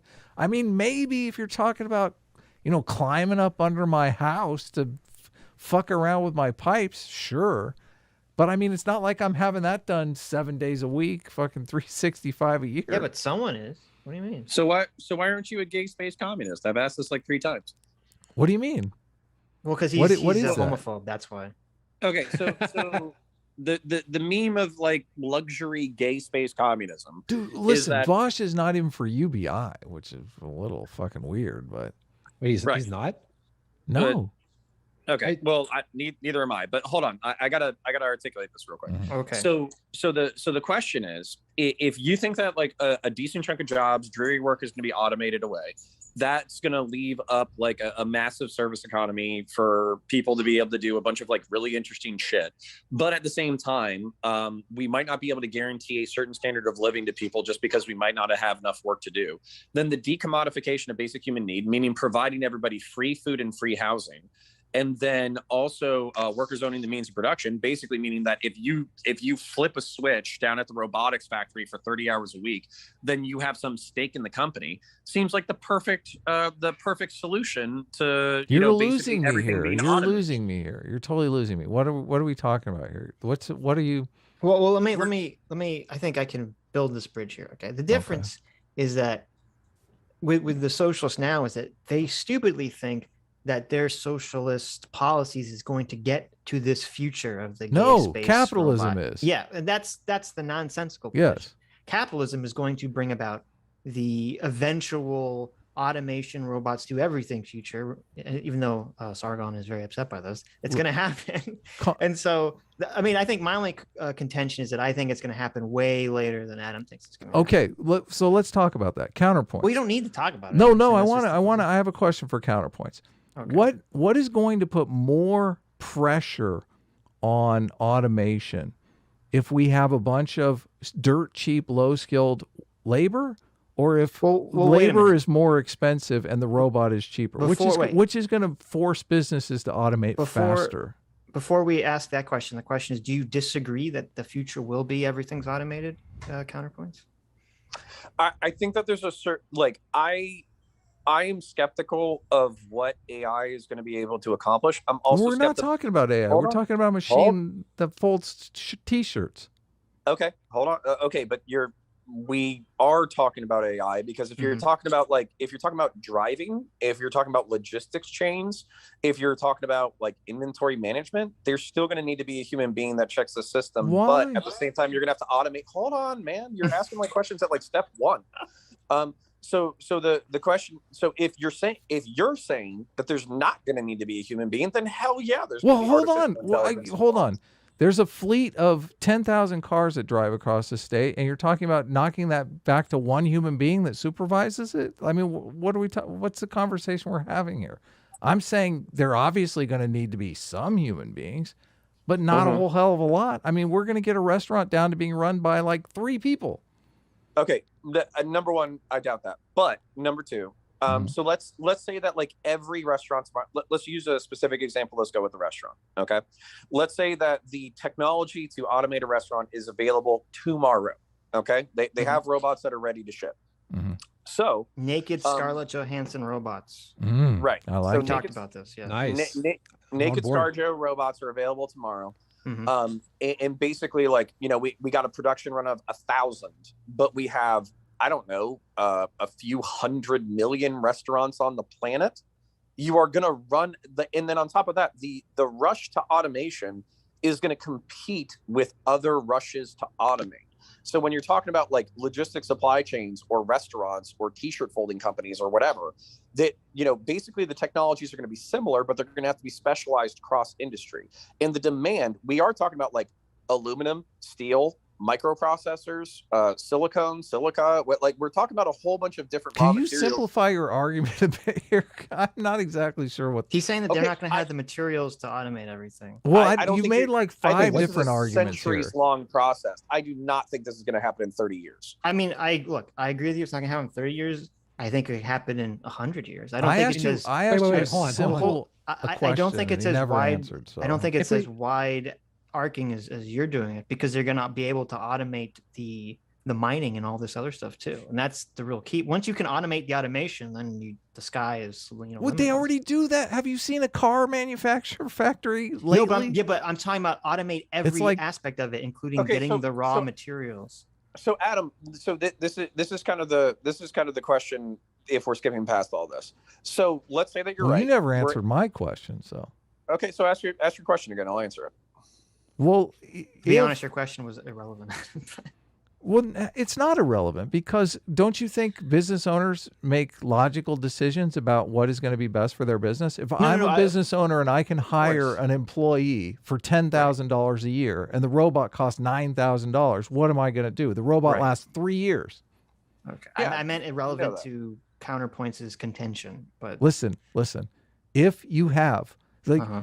if you're in a situation where an employee We already costs agree. $10,000 a year I know and we a robot, agree. Everyone Yeah. agrees. We agree. Okay. We're like So- 5 so- I feel like we points should move down. on. I feel like we so should move low on. wage. So you agree though that low wage labor disincentivizes automation, right? Sure.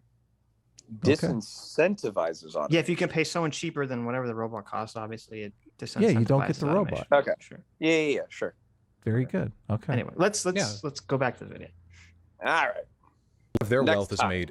made, through more ill gain than what Hassan does. I mean, the wealth that he Sure. gets is done about as, I guess, not perfectly, but about as ethically as you can really Sure. accrue money in the system. So it would seem like we'd be doing this all the time. Anderson Cooper, Rachel Maddow, you're all on the chopping block. But again, Yeah. that doesn't happen. It happens. Has he seen Hassan stream? I mean, he's like, suck my dick, you're fucking banned. I don't understand how this is like the most ethical way to accrue money. He's like, Yeah. Well, but He- and also his example is wrong. I mean, if Rachel Maddow turned out that she was, advocating for all these very progressive policies, but in her personal life was like the ultimate, laissez-faire capitalist. She's treating her employees like shit. She's paying the minimum wage. She doesn't want to give them health care. Of course she would get on the chopping block for that. Like this is just a straight up like falsehood. I don't see a lot of ethics in Hassan's streams. So, Well, he means, you know, he means, from that narrow communist perspective of, he's not exploiting someone else's labor, which He I don't even think is. that's true because he doesn't pay his editors and his mods very well and all that other stuff. So. not only that, he doesn't exist without the Twitch platform, and the Twitch people, like, Right. Sure. they're not a co-op. Right. Yeah. Zero ethics. With Hassan, because he's a socialist. And if this was genuinely not about hypocrisy, the fact that he's a socialist wouldn't even be a part of the argument being made here. But it is every time. I can disagree with that, and I think I can synthesize why it is also like him being a socialist is also relevant. But to touch on your previous point about like Rachel Maddow and all that stuff, the part of the reason why I talk about specifically Twitch streamers in regards to this, and to some degree some YouTubers, is because that's the people that I have the most access to, the most connection with, the people whose communities I run in the most, the people who I can affect to some degree. Well, and just to be clear here, what wasn't the guy who made the most on Twitch? It was XQC, right? He made like $1 million a month or some absurd amount of money.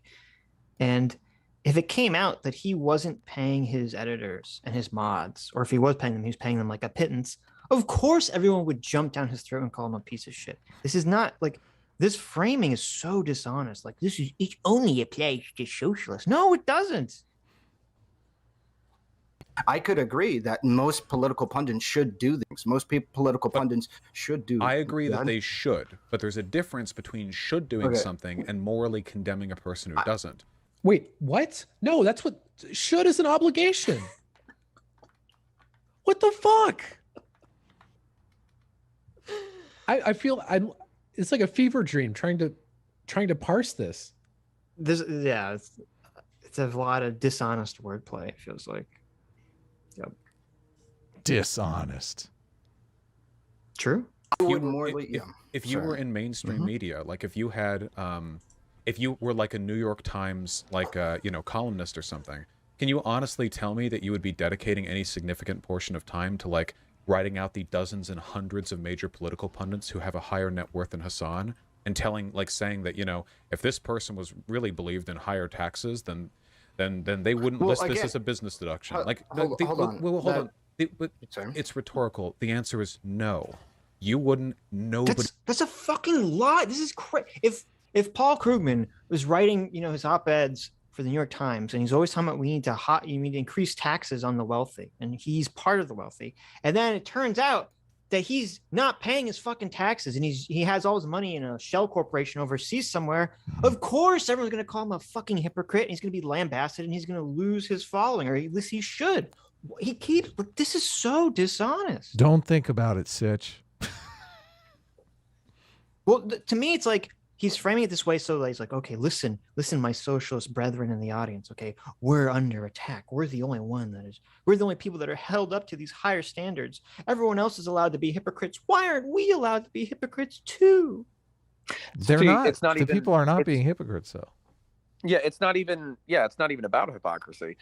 So the point is that, like, if you're a capitalist, right, or you believe in capitalism and you operate in the capitalist system, then according to their worldview, you can pay your people shit and be intellectually consistent because that's what you believe in. You're like, fuck it, workers work for negotiated wages, even if it's a subsistence income or less than subsistence income.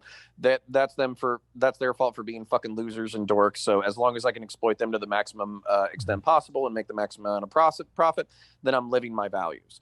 And the problem for me, though, because Ahrelevant's going to bring this up later on, is that if you're a socialist, you understand that what you're doing is bad. So if you do the same fucking thing, you're making a moral choice about that. And this seems completely lost because the hypocrisy argument and the moral argument gets lost in this like utilitarian, hyper-consequentialist, whatever rationale that he uses. No, no, definitely. But the thing is that he just keeps trying to frame this as purely being only affecting socialists, dishonestly, which is completely untrue. Because like the $15 wage is a good example. There's lots of people on the left who are not socialists that were advocating for the $15 minimum wage. And if you had, if Rachel Maddow had come out and she did a whole segment in favor of the $15 minimum wage, and then the next day it came out that all the underlings that work under her make $8 an hour, everyone would call her a hypocrite. And then her response to that wouldn't be, oh, well, I'm a capitalist, so therefore I believe I don't have to pay, I only have to pay them, X, Y, Z, and I'm exploiting their labor and it's fine under my capitalistic framework. No one fucking says that. She would never say that, and everyone would call her a hypocrite. You know why I'm in favor of the $15 minimum wage? What? Because you want sex robots? Because, you want sex robots to come here faster. So we can put pressure on automation. We can fire all these fuckers. We can just fire them all. Exactly. He wants the ScarJo sex robots. He does. I'm telling you, why are Adam's you an acceleration. Why? Adam's, why are you guys joining me? I'm for a $25 an hour minimum wage. There Get that fucking automation going. $50. What are you gonna do? Yeah. Why stop?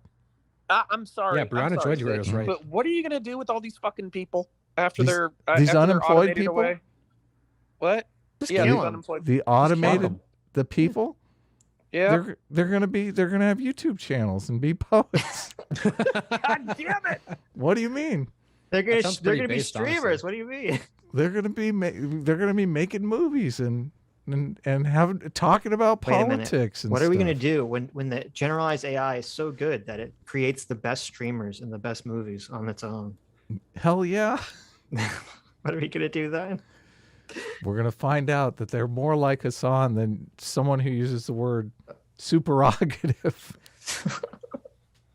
Supererogatory. There's something particular about socialism. I just got blown the fuck out. I know You did. What do you mean? I'm sorry. I didn't mean.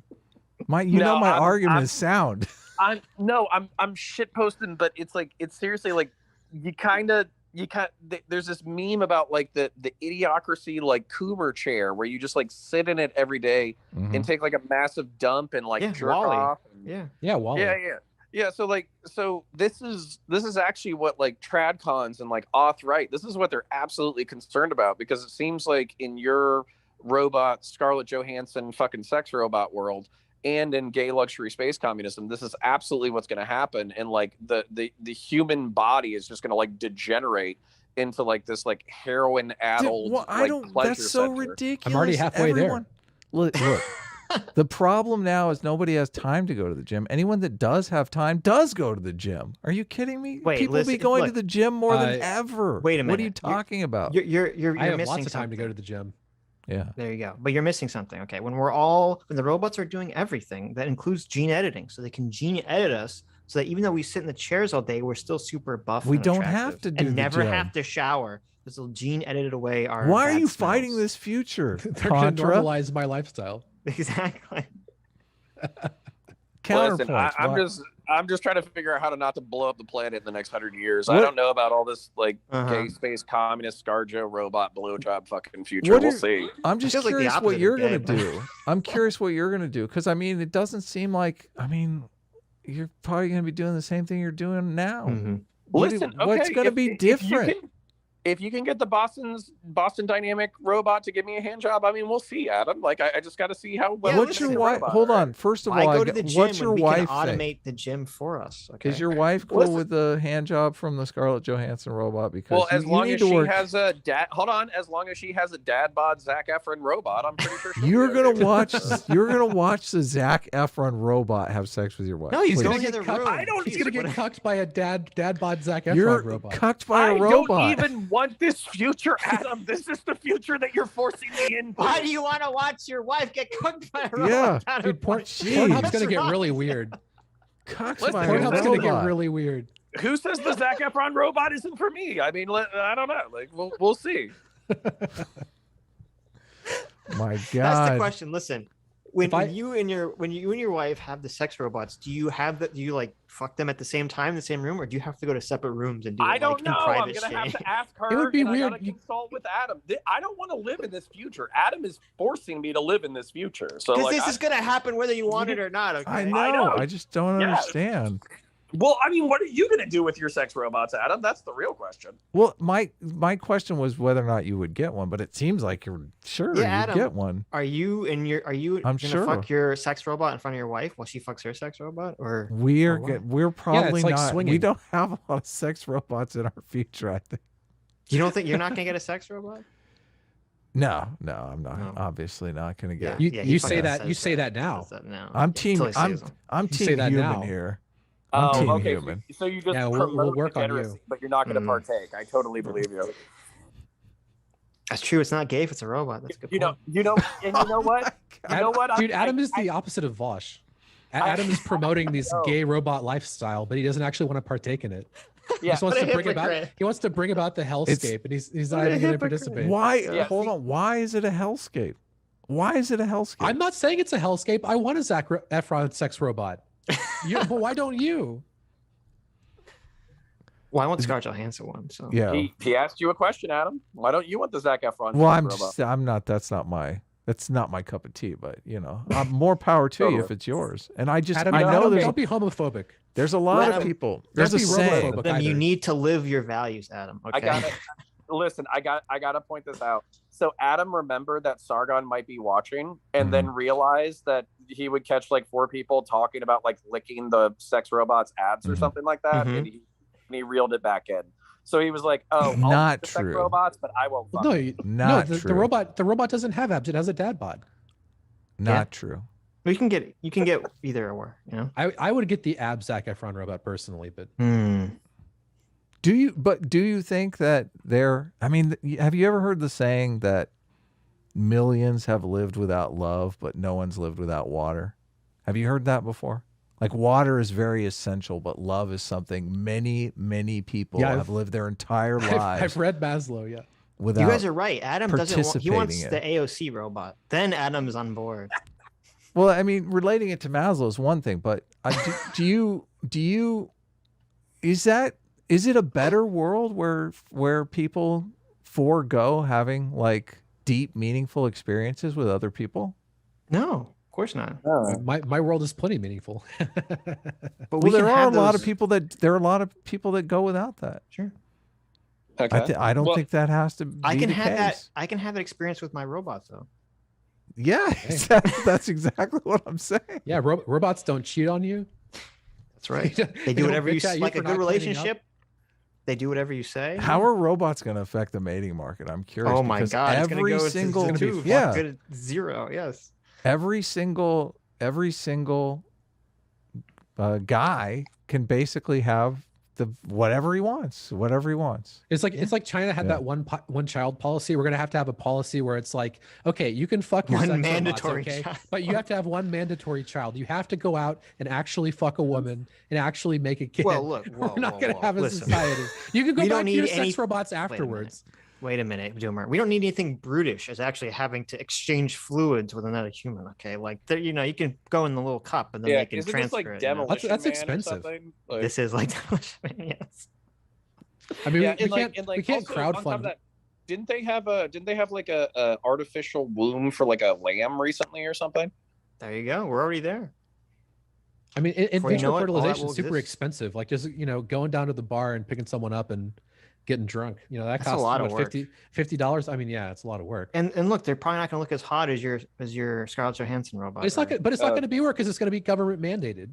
Okay, so It's hold on. literally Tax government write-off. mandated girlfriends. In That's what order the to incels get your want. sex robot from the This is- government, you have to impregnate a lady first. Oh my god, I have to reel you all back in. So the point is, I know this is a comedy show, but we need to reel it back in. So the point is that there actually is like this distant right philosopher named Mencius Medbug, and Yeah, we're Yeah, we've read Yeah. Mitch's full book. The yeah, cathedral. so whatever the fuck that guy's name is. So the point is that like Curtis it was, Yarvin. one of the observations that I actually found interesting was like Mhm. first you form your habits and then your habits form you, right? Mhm. So Sure. what are we incentivizing as a society and what are we disincentivizing as a society? And part of the reason why I'm memeing super hard here, but part of the reason why I'm hostile against this like pro automation, pro sex robot future is y'all are bringing up like a bunch of like really funny situations, but also probably a lot of really negative like physical and spiritual externalities. Like I know my Adam was God. saying like spiritual no, externalities. no. Ugh. I'm serious. No, in I'm the absolutely robot- serious. From the in the- guy in who the has robot- in like the robot wife and sex kids utopia. and a life and everything. No, in the robot sex utopia, there are no STDs. No one gets cheated on. It's a fucking paradise. Mm-hmm. Yeah, what are you talking about? Well, let me actually answer Connor's point seriously for a second. I think we'd all agree that yes, there's going to be all sorts of really weird, fucked up moral, ethical questions. People will have to deal with this. But from my perspective, it's kind of like I agree with what you're saying prescriptively, but I don't think it matters because I think that's the future that's going to happen regardless of what anyone wants. Like, I don't think you can change that. What's the timeline for y'all though? Because for me, it sounds like you guys were talking about like 2060 or 2100. No. I think this is going to be like 2500.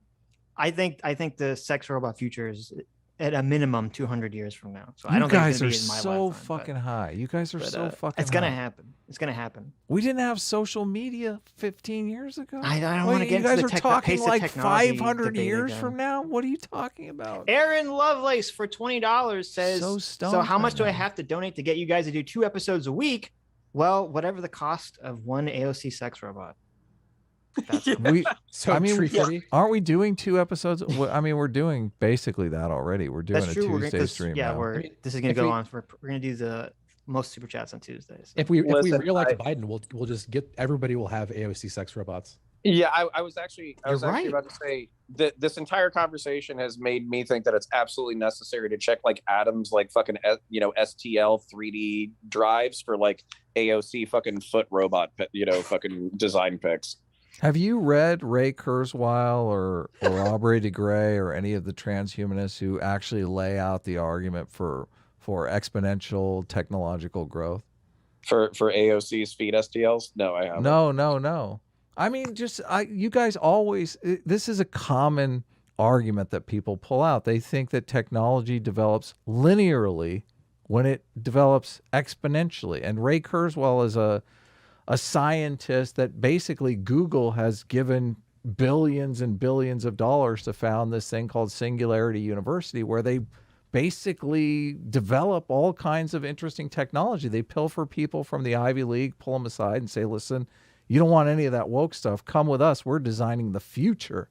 And they make shit like this. So when you guys talk about how it's 50 years away, it seems ridiculous to me. We're going to have people alive on Earth today that will be immortal.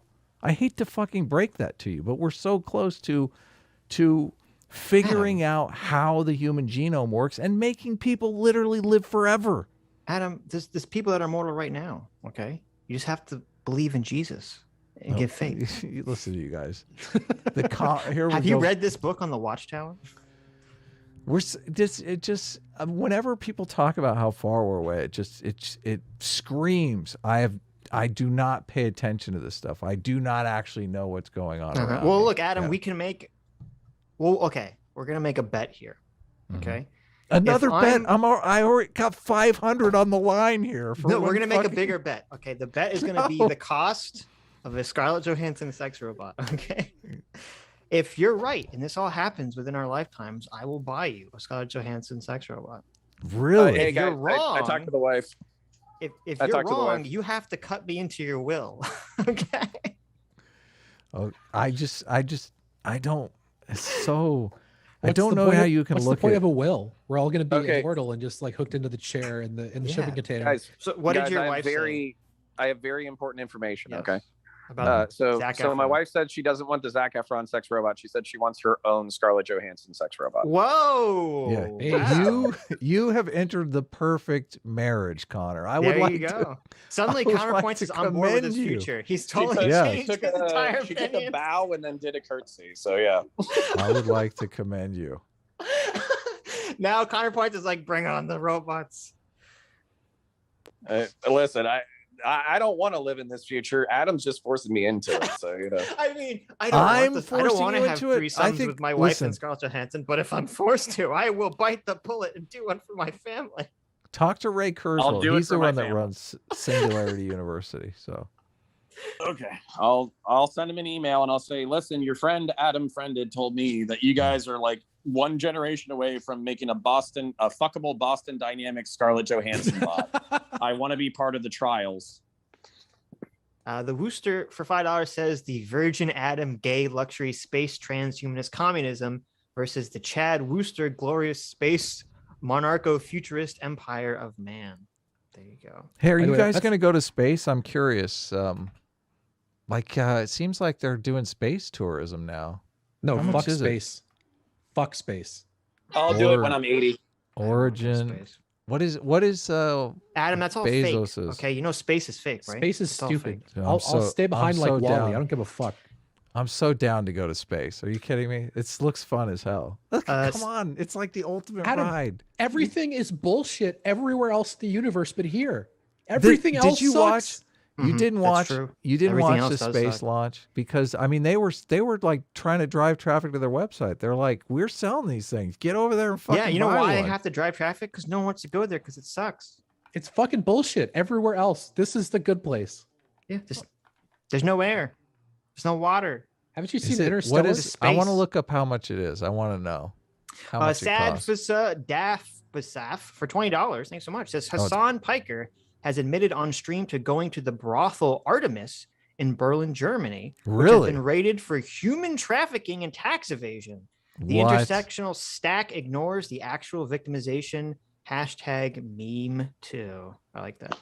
Well, What do they're pro decriminalizing and legalizing sex work anyway, so I don't think they care.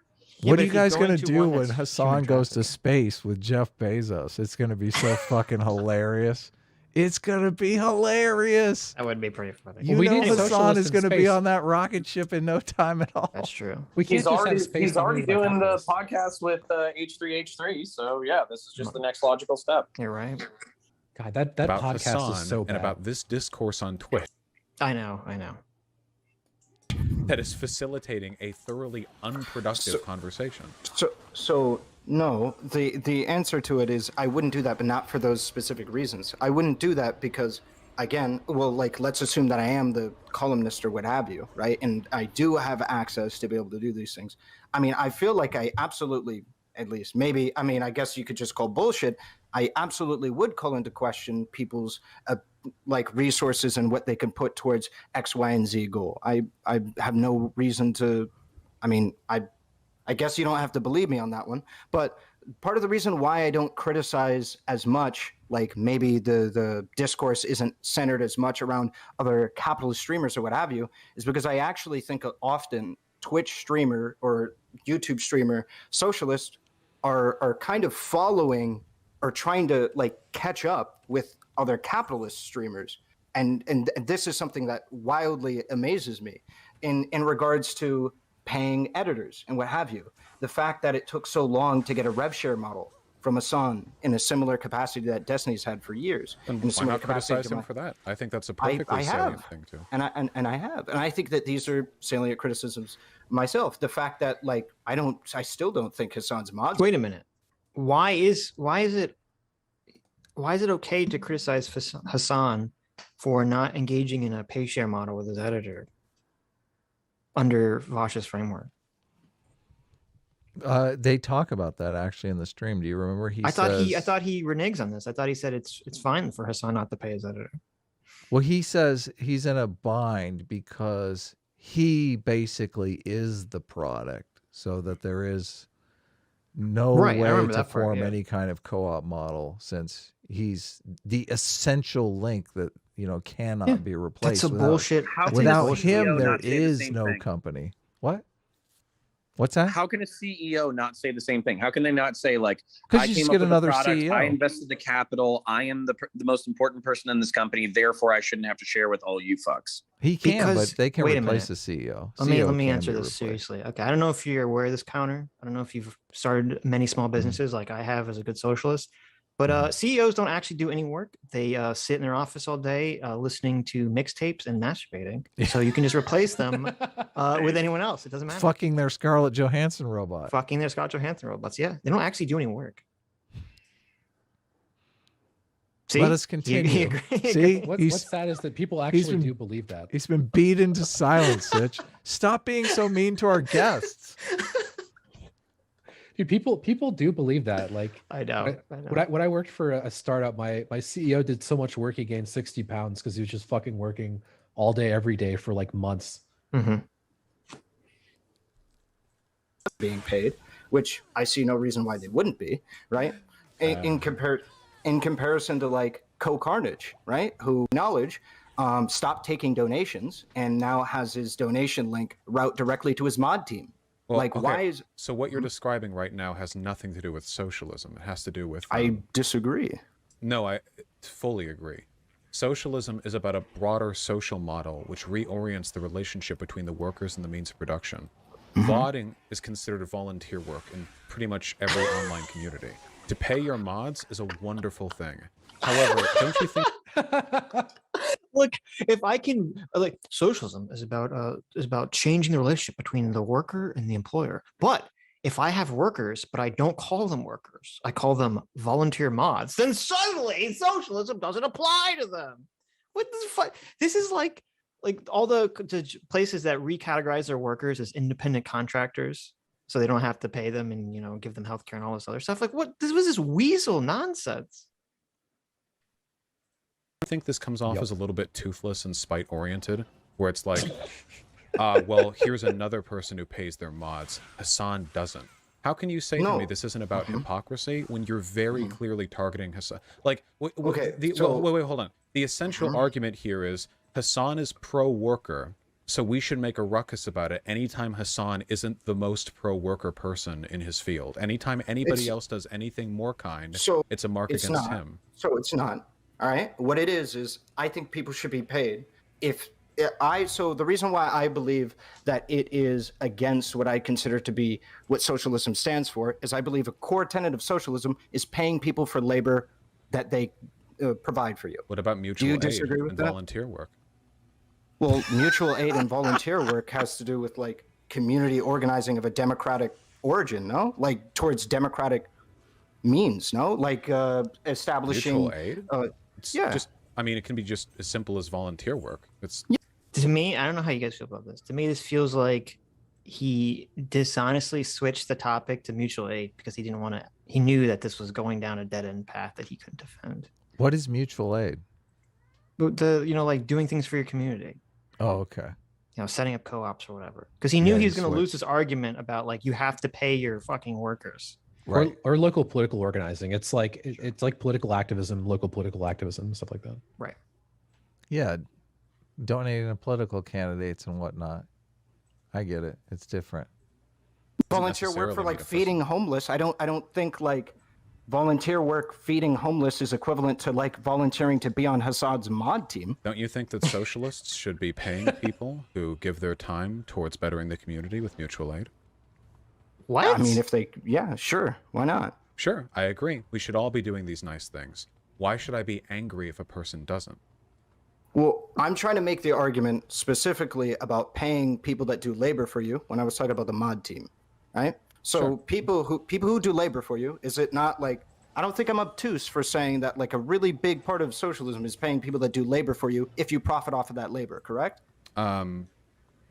I mean, it's really more about who controls the means of production. But yes, ideally, the abolition of surplus value would be a component of that. I mean, that's, yeah, I feel like that's, would be I don't nice, feel I like think. that's much of a stretch, right? Did you say did you say it would be nice?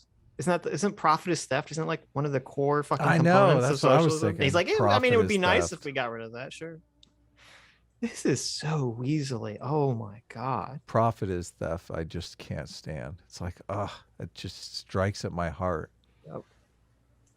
Like that, I don't feel like I'm doing I have to- socialism is win no house. I have to right? caution, because capitalism is all about like unrestricted free enterprise and market Sure. competition. But I wouldn't get Sure. angry at a capitalist anytime they donated something or anytime they bought something from a subsidized industry or whatever. Okay, wait. This is so fucking dishonest. First of all, capitalism does not mean unregulated capitalism. Okay, I don't know. This is a total straw man. But secondly, his position is like, well, I wouldn't be mad if some right winger donated to charity. It's like, okay, that's not the Yeah. issue here. Is Non if someone sequitur. is promoting a moral system that they don't live by. It is, and this is the problem of the conversation. Ahrelevant gave up instantly on the hypocrisy claim, which is bad, because if society doesn't point to hypocrisy as a bad thing, there are no moral systems. Moral systems cannot exist if you do not call it hypocrisy, because then everyone could just say whatever the fuck they want and then do whatever they want later, and no one could criticize them for doing that. Yeah. And socialist, a core tenet of their whole philosophy is about power differential. And I just don't see how, like, hypocrisy is the avatar for power differential. It means these rules apply to you, but they do not apply to me, right? I mean, that's exactly what we're Right. seeing here. Right. No, that's exactly it. Yeah. If your willingness to impugn people for hypocrisy is as ubiquitous as you do a thing which in some context doesn't align with the reality of the perfect society you want to live in, then we would all be fucked. But Hassan is the only one who gets attacked for Hold this. on, but because we don't do that, because there's a lot of people that don't have the means to be able to avoid that. That's the key. Yeah, this is a great point here. If you're living by some principle that you really don't have the financial means to live any other way, then you're not really living by that principle. You're kind of forced into that principle by your economic standards. We don't Right. really know if you would live by that principle once you have the option of living a different way. With Hassan, we've pretty much seen that. Like, he's gone through videos before and made fun of people who buy these big ostentatious homes, and then the next thing you know, he's buying one. So Right. Yeah. No. If we can't, if someone's preaching some moral system, okay, and if they can't even live by it, and they have the easiest cost of living by it because they're wealthy compared to everyone else who would actually be way harder financially and way harder just to have the energy and the motivation to do all this stuff, why the fuck should anyone follow your shit system? yeah. Like, this is so incredibly basic. How is this being argued seriously by any human being alive with a functioning fucking brain in their skull? You do understand the problem here, though, Sitch, that there are a lot of people that are following this system because they're being forced to follow it by not having any kind of resource. Like, it's easy for them to say, you know, I'm a socialist and I'm against rampant consumerism and like capitalism is evil and I would never engage in all of this capitalist behavior, all this frivolous purchasing of things when they don't have any money because obviously they can't engage in it. Right. Or you understand the difference? Yeah, there? no, Like, I understand. It's a giant of course. difference. But I understand that, and I also understand the sort of the contra of that, which is that if you have someone who's preaching all these socialist values, but they make minimum wage, so they have to go and shop exclusively at Walmart or Costco or something to that extent, and you say, well, you know, they can't, you know, the only co-op that's in their neighborhood is like way more expensive and they can't afford it. It's like, okay, I understand that they literally can't live their values without accruing some sort of massive cost to them. That's a good point. Right. Yeah. But Hassan can. And if he's not willing to do it, you can't expect anyone else in the world to do it either. Yeah, no.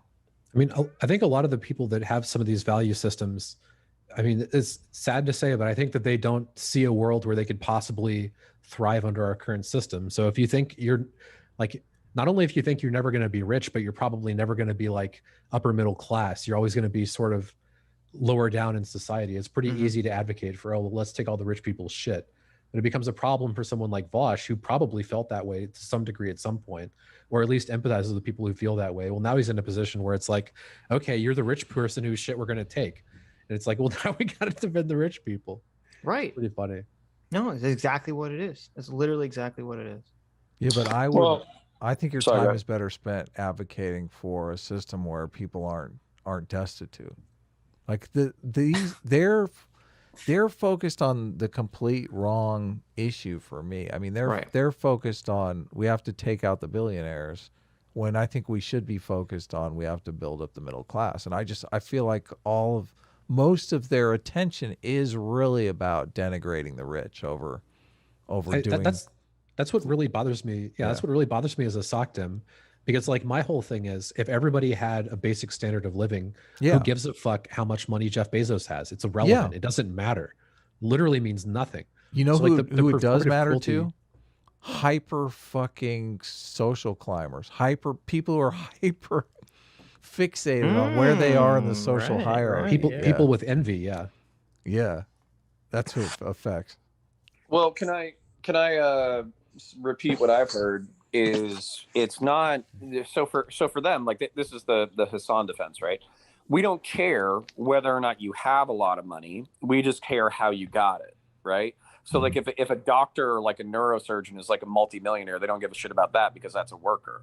Whereas like a bourgeois or like a petit bourgeois who's like a multimillionaire, multi-billionaire, the only way he got there was by exploiting the labor of other people. And then this is where this whole like worker versus owner thing falls flat on its fucking ass for me, is because as we previously mentioned, Hassan employs people, whether on a voluntary basis or a contract basis, it doesn't fucking matter. He's not fucking prole anymore. He's bourgeois. So like but you don't want to cannibalize your own because he's a fucking social avatar for your movement. So you're pulling your punches. Whereas if he was a fucking capitalist, you'd be calling for his fucking head to get chopped off in the next guillotine. It's so, I've said shallow before, but it's worse than shallow. I mean, I think it goes beyond that. I have a very difficult time thinking that if you're advocating all this eat the rich shit, I mean, that to me comes with a moral prescription of like wealth should be distributed. I just don't see how you get around that. I mean, is the idea somehow that like the only way this matters is that the government does it, and if the government doesn't do it, then it doesn't matter? No, I mean, you're advocating for the value that, you know, basically you should have some form of equity. So, you know, if then you become the one who has a fuckload of money and you don't do anything along with that. I mean, it seems like hypocrisy to me. Like, I'm sure you can construct an argument where you're not technically a hypocrite, but you're still going to look like one. Listen, I am not interested in the hypocritical argument. I am only interested in the consequentialist utilitarian. And right now, Hassan is a net positive to the movement. The second he becomes a net negative, I'll say that he's a hypocrite and we should chop his head off. But that's not the correct tactic at this point. Yeah, so stop of course, attacking Hassan for of the course, sake of leftist unity. Yeah, and the point at which Hassan becomes a detriment to the movement, of course, is the point where Vaush can actually pass him. At that point, he's off with his head. But isn't this fucking like this is the whole reason why I'm bringing up hypocrisy in the first place? Isn't because I just want to jerk off about how fucking shitty socialists are. It's because it's okay, but this cannibalism, this tactical cannibalism that like we're currently engaged in is like while it's just a bunch of like rich assholes on Twitch.tv and Twitter right now, it's reminiscent of the historical political dynamics of socialist movements the world over. They went with people that were revolutionary up until they didn't meet some level of purity test, and then those people were sent to the gulag too. This is the same shit repeating itself just on a microcosm scale. And the fact that the fucking plebs who are following these fucking these social avatars don't recognize the pattern, literally, it makes me think that Vaush is correct. That people are too fucking stupid and they just need to be led in like social movements against their own will because they're too fucking stupid to see the nature of the game. Yeah, no, I think that is what's happening. And the thing that bothers me is that I think what Vaush is doing here is 1,000 times worse than anything Hassan's doing. Because, yeah, Hassan is being a horrible hypocrite and a piece of shit and all this stuff. But trying to normalize hypocrisy is like the death of society. You have all these people worried about like the death of the West. Trying to normalize hypocrisy only leads you to the path of chaos and ruin. And well, and it's interesting, Doomer, because you said earlier that it's almost like Vaush is advocating for a moral system that is whatever the state does is okay, which that kind of makes sense in this like bizarre socialist framework, because that's often what socialism devolves into when you have the authoritarian government take over, and it's like, well, whatever they say goes, so whatever they say is what is moral. They cannot be it's like they're almost like the divine word. They cannot be hypocrites because whatever they mandate is truth. Yeah, and of course, Sitch, living your values would be nice. But it's supererogatory, so okay? As long as you promote your values, it's okay. It's so bad.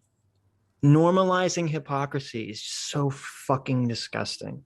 Oh, and I believe, I don't know. I wonder, maybe he really does believe this, because it would totally perfectly align with like the socialist takeover model completely. But but this is the thing though, is for me, like this ends justify the means mentality would be potentially justifiable if you knew for a fact that you had like the correct moral system that was going to like implement utopia into the world, right? Sure. You'd be like, okay, well, the ends justify the means, because as much as this like dark chapter in history where I'm being like a cannibalistic, tribalistic asshole, sucks, we're going to get to a better place as a result of my efforts. That could potentially justify this kind of Machiavellian political scheming. But if you look at the history of the 20th century, then you see the exact same thing ushering in utter authoritarian dystopias. Why is this not alarm bells? Why are people not looking to the past and saying, oh shit, that while being small and while this just being like Twitch.tv politics and Twitter.com politics, this is a microcosm of the political strife of all of the leftist movements of the 20th century. And the fact that people don't recognize that scares the fucking piss out of me. Well, let me quote Martin Luther King Jr., okay? Vaush and the leftists can't fight this. I'm going to quote Martin Luther King Jr. Oh. He said, communists would insist that the means justify the end. So if killing 1,000 people will bring about a good end, that act is ethically justified. It is at that point that I am radically opposed to communism. Destructive means cannot bring about constructive ends. The mean does not necessarily justify the end, for I would insist that the end is pre-existent in the mean. Wow. Base. which is Moving. which is absolutely beautifully said. But at the same time, like, I'm an American imperial apologist, so that's kind of sucks. Like, I mean, I'll just admit to hypocrisy here. It would be nice if Martin Luther King Jr., lived his principles, but it's not necessary. Yeah, let me quote another great philosopher. Look, just because MLK doesn't participate in the boycotts himself and also shops in segregated stores doesn't mean he's bad or a hypocrite. That's a supererogatory position. It would be nice if he participated in the boycotts he preaches about, but that's not necessary. What kind of brilliant philosopher would utter such amazing words of wisdom? That was Adam Friended. Was it really? Yeah, it was. You piece of shit. You piece of shit. I don't It was remember the saying that. fucking. It was the white liberal that he wrote about in Birmingham jail. It was. It actually me. was. PSA Sitch. I tweeted that today. Yes. Oh, that was you, PSA said. That was me doing my Vaush impression about Oh, okay. Martin Luther King Jr. So it was Vaush, really? Yeah. Oh, it was you. It was me doing channeling Vaush. Yeah. Yes. I was like, what? Did I have a brain hemorrhage or something? I don't remember saying that. Maybe, I don't know. That's what happens when you get fucked silly by those prototype robots. That's right. Sounds like They drain all the brain juice. Right out of you. Scarlett Johansson's got Adam tired. oh my goodness. Problem. Buying from I don't have the subsidized industries. I think that's Yeah, totally I don't know. I don't have the means to not buy from Walmart. What do you mean? I have to buy shirts from Walmart. I have to buy like all of my goods from Walmart. I don't have the money to not do that. Hassan does. Hassan has the money to pay his mods. I do have the money to pay like my editors and stuff like that. So Do you have do any it. spare money whatsoever? Yeah, I do. Oh, do you keep it? Yes, I do. There are certainly people who could use it more than you, no?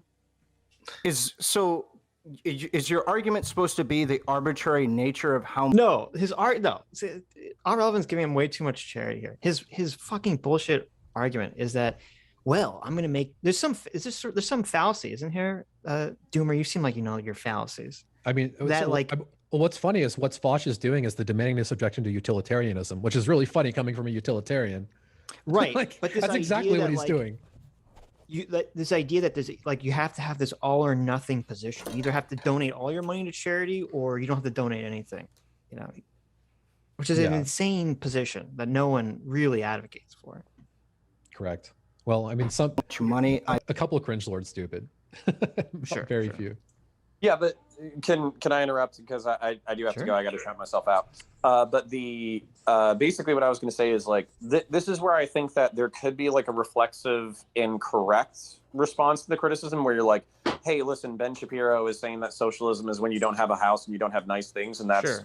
dumb. If he actually said But But that's not the only person who's levying criticism, and that's not the only criticism that's being said. So deny the criticism that's stupid, accept the criticism that's valid, and then, try to implement a better agenda. I don't know why that's difficult, but apparently admitting any level of fault or hypocrisy or weakness is just like, you can't do it in the modern era, which I think that sucks, to be honest. Yeah. So, I mean, it's a totally dishonest debate tactic. Like, it's, right. Yeah. But I do have to go. So do you Take mind care, if I man. just plug myself real quick? Plug yourself. Plug away. Plug all Okay. your Scarlett Johansson sex robots in. No, that's y'all. Like, Adam is trying to make me live in that world. My wife and I are just making our peace with it. So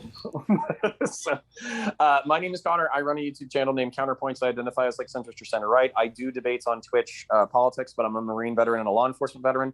If you like violence or science fiction or politics or debates or philosophy or religion, if any of that interests you, then type in Counterpoints common spelling into the YouTube chat, click search, and if you see a blue and gold logo, that's me. Go ahead and subscribe it. I absolutely love being here. I do appreciate Adam, and actually really wouldn't mind talking about like the future of the world, because obviously we disagree on that. And then Sitch, thank you for inviting me. And Doomer, it was awesome meeting you for the first time. Sincerely appreciate it. Take care, thanks man. for Thanks for coming, coming yeah. on. Yep. Y'all have a great night. Bye. Awesome. Nice meeting you, buddy. Now, I may have renamed the stream Counterpoints as ScarJo Robot. So maybe